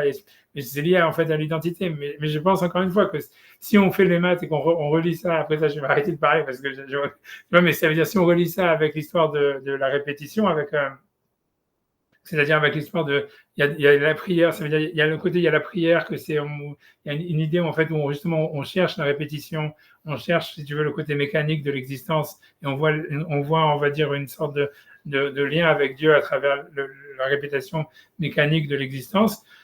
Et d'un côté, ça serait un aspect, tu vois, c'est pour ça que la Torah, elle dit oui, il y a le mazal, il y a le mazal. Et d'un autre côté, elle dit oui, mais on peut changer le mazal, on peut aller au-dessus du mazal. Ça veut dire, la manière dans l'étude de la Torah, où on te dit, voilà, en fait, c'est l'expérience qui va commencer à primer, etc. En fait, si tu veux, c'est dans ce côté-là, tu vois, ça veut dire, si on recherche l'expérience, tu vois, ça veut dire, comme par l'étude de la Torah, finalement, en fait, on peut sortir de ce mazal, donc de cette identification, de l'idée d'avoir une identité, des choses comme ça, tu vois, et donc sortir vraiment de tout ce qui est écrit d'avance. Je pense, tu vois, je pense que c'est beaucoup ça, tu vois, ça, comme ça, je pense. Je pense que c'est beaucoup, ça serait ça l'idée, tu vois. J'avance parce que tu vois, je me dis, j'essaie de finir, je ne sais pas si on va pouvoir finir, mais j'essaie d'avancer un petit peu encore. En tous les cas, c'est OK. Peut-être que ça serait l'astrologie, l'astronomie. C'est clair que tous les Mekoubalim, ils pensaient à l'astrologie, ils croyaient à l'astrologie, tu vois, ça veut dire. Et même les moins Mekoubalim, même ceux qu'on pensait les plus rationnels, même Maïmonide, il y a des écrits, moi, que ça veut dire tu vois, caché ou pseudo-caché, mais si tu vois, à Venise, moi, j'ai vu, tu vois, où il y a des manuscrits, il y avait des manuscrits de Maïmonide, c'était que des manuscrits d'astrologie, en fait. Ça veut dire. Ouais, mais ça veut dire. Parce que pour eux, c'était lié aussi bizarre que ça puisse paraître comment dire, à la médecine. C'est parce qu'ils pensaient, en fait, tu vois, qu'il y avait certains membres qui étaient liés à certains astres. Et que donc, en fait, si tu veux, il y avait tout un système tu vois, il y avait des médicaments qui fonctionnaient pendant une certaine période, pas d'autres, etc. Et donc, il y avait tout un. C'est pas sûr que c'est faux, hein, qui te dit que c'est faux. Tu vois, ouais, c'est pas. Pas savoir, tu vois. Mais la Gemara, elle le dit. La Gemara, elle dit que. Ça existe aujourd'hui, hein. Comment? Ça s'appelle la chronobiologie, ça existe, mais enfin bon. Ça existe. Et ils n'ont pas dit que c'était lié aux astres. Oui, parce qu'ils n'ont pas encore découvert. Non, moi, je crois réellement que c'était la seule science à laquelle ils avaient accès, je pense. C'était leur science à eux. C'était comme un mec qui ferait de la théorie des cordes ou je ne sais pas quel truc en physique maintenant que personne ne comprend, mais bon, ça fait tellement plaisir de s'y intéresser, quoi. Ouais, peut-être. En tout cas, voilà, j'en sais. En tout cas, pour eux, c'était un outil médical un peu vachement à cause de ça. Et la Gemara, elle dit ça, tu vois, la Gemara, elle dit, c'est une Gemara qui dit de Pessah jusqu'à Shavuot, tous les médicaments, ils fonctionnent. Et après ça, moins, et tout ça, ça veut dire, il y avait une chronologie, en fait, si tu veux, parce que c'est logique je sais pas, tu vois, c'est lié au Mazal, mais enfin, bref. Je m'en vais d'entrer là-dedans, mais enfin, voilà, c'est pour dire, donc j'avance. Ça veut dire, ils croyaient, ça veut dire, l'idée pour eux, c'est de sentir, de comprendre, de comprendre un concept à travers l'observation du mouvement des astres, c'était quelque chose, et les constellations, c'était quelque chose qui, tu vois, qui pensaient être vraies, en tous les cas, qui recherchaient une vérité à travers ça. Ils recherchaient une vérité, un mécanisme, et c'était ça le mazal, grosso modo, etc. מבנה, מבנה שאין מכחישים שום עדים בדבר שאפשר בשום צד שלא ישקרו, אין כאן הכחשה. Donc ça veut dire que puisque on va pas, ça veut dire on peut pas donc nier le témoignage de témoins que si c'est une évidence que ce qu'ils disent c'est faux. Donc ce qui veut dire c'est quand, parce que toute son histoire c'est de savoir comment est-ce que des témoins peuvent venir en Israël dire qu'ils ont vu la nouvelle lune simplement alors que ça fait moins que 24 heures que la lune a disparu. Il dit, si les sages ils ont dit non à partir de 18h ou 12h en Israël, en fait, on peut voir la nouvelle lune, ça serait possible. Donc on ne peut pas dire que les témoins mentent si jamais ils ont vu cette nouvelle lune. À plus forte raison quand on parle de renouveler, de sanctifier le nouveau mois par rapport à la bouche des témoins. Puisque le Bedin, il avait déjà vu par le calcul quand est-ce que c'était le molad et quand est-ce qu'on pouvait voir la lune. Donc les témoins ils sont là que pour la mitzvah, les kadesh al edim de sanctifier le nouveau mois par des témoins. Donc dans le cas où il y a 6 heures, 12 heures qui seraient passées, en tous les cas on leur fait pas peur en disant non vous avez rien vu. Ça veut dire on dit ok si on voit d'après le calcul que leur témoignage il est valide, donc on leur pose pas trop de questions et on accepte le témoignage même si c'est bizarre. C'est pour ça qu'ils ont dit que par contre si les témoins disent qu'ils ont vu la nouvelle lune avant les 6 heures qui étaient après le molad, c'est sûr qu'ils mentent parce que ça on sait qu'au moins pendant 6 heures après le molad la lune est invisible. Mais après 6 heures comme c'est possible d'une certaine manière que ça soit visible même si aucun observateur astronomique de l'époque du Maral ne l'avait vu. Peut-être qu'à Jérusalem c'est possible, peut-être que si on a un expert c'est possible. On ne va pas dire que le témoignage est faux. Mais si jamais les sages avaient dit qu'on ne peut pas voir la lune,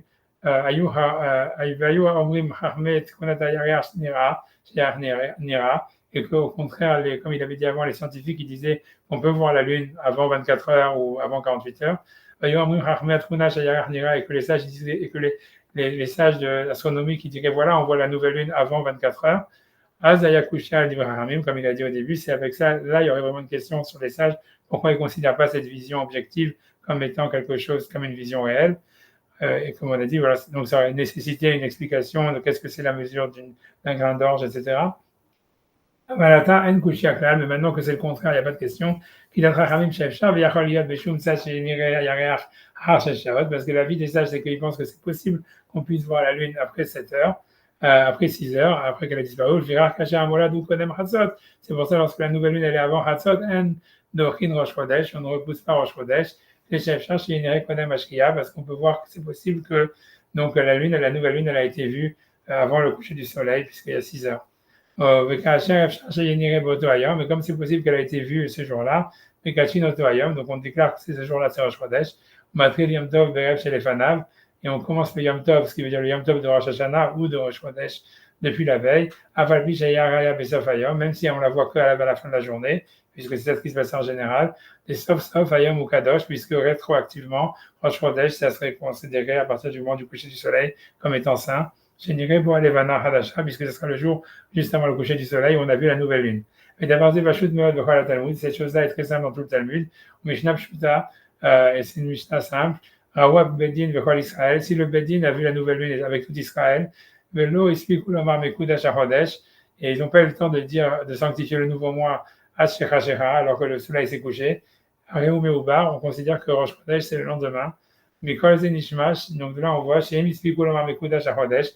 ont eu le temps de sanctifier le nouveau mois, il se trouve que le jour de Rosh Chodesh il est sanctifié rétroactivement, et ceci est la vérité et la droiture, va noter mais celui qui se détourne de ça, il se détourne du chemin de la vie, là il baiser, c'est suffisant comme ça, je sais pas ce qu'il est avec le chemin de la vie, avec l'histoire de... Ok, whatever it is, je sais pas non plus comment, pourquoi pas, bon bref. Baiser, donc c'est aussi intéressant, j'en sais rien, je vais pas avoir, mais c'est aussi intéressant que la notion du subjectif des témoins, ça crée en fait une possibilité de changer le temps rétroactivement, quoi.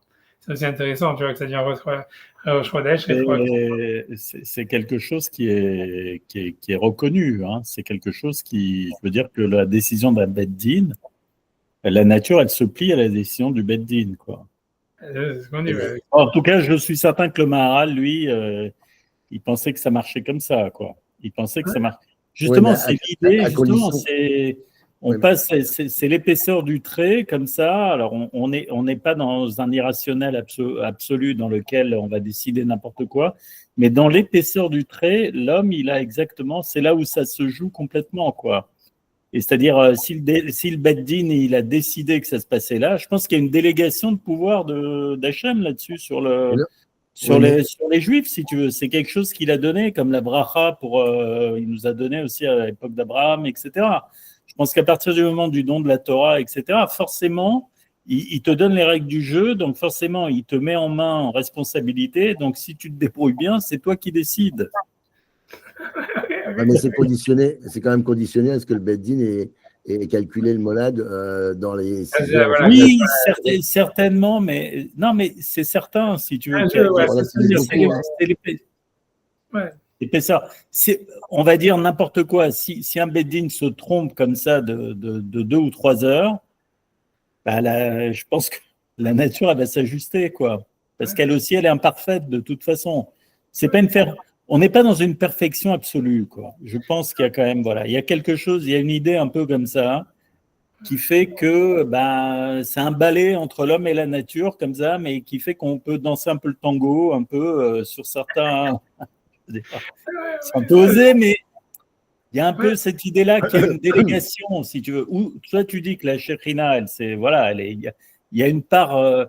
Il y a une part de la Shekhina qui s'exprime dans l'humain et qui fait que il a une part de pouvoir aussi. Voilà, c'est ça en fait. Hein, c'est l'épaisseur, on va dire, de l'incarnation ici-bas, quoi. Il y a une épaisseur qui est plus grande à partir du moment où il y a eu, on va dire, toute la lignée d'Abraham, etc. On a donné plus de pouvoir. L'humanité elle-même, elle est de l'ordre de la nature, mais nous, on est de l'ordre du providentiel, quoi. Donc, forcément, il doit y avoir des gages là-dessus. On doit avoir, on doit bien, forcément, si tu veux, si tu n'es pas de le dire, il faut l'expérimenter. Le Parlement européen avec le Parlement français, tu vois, si tu vois, faut connaître quand même quelque chose, tu vois, ça veut dire, allez, ouais, comme que, tu vois, un pouvoir quelconque.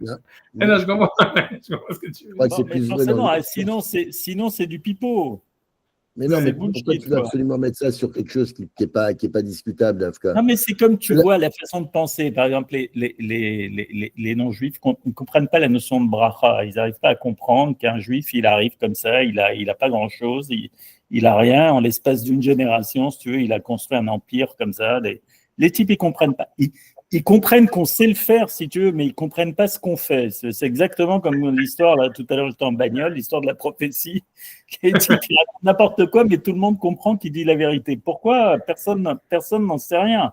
Mais voilà, il y a une part de quelque chose, si tu veux, qui est de l'ordre. C'est la Shekhina qui est là. Mais la Shekhina, c'est pas compréhensible. Si ça s'incarne quelque part dans le juif, si tu veux, il faut le voir. Donc on doit dominer la nature là-dessus. Il y a des trucs, voilà, c'est tout. Alors, on peut s'appuyer, c'est une béquille, si tu veux, mais quelque part, si tu dis qu'on est une nation prophétique, on devrait être uniquement, à la limite. Si vraiment, je veux dire, on doit un jour complètement comprendre, dominer la nature, etc., on devrait plus s'appuyer du tout sur la science, si tu veux, du tout.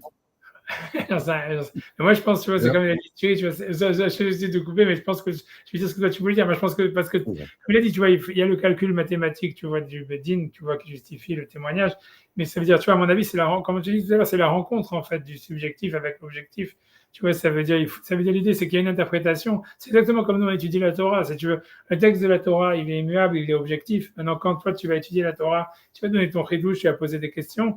En fait, tu vois, si tu interprètes, et ton interprétation, tu vois, elle est vraie dans la mesure où elle est possible, tu vois.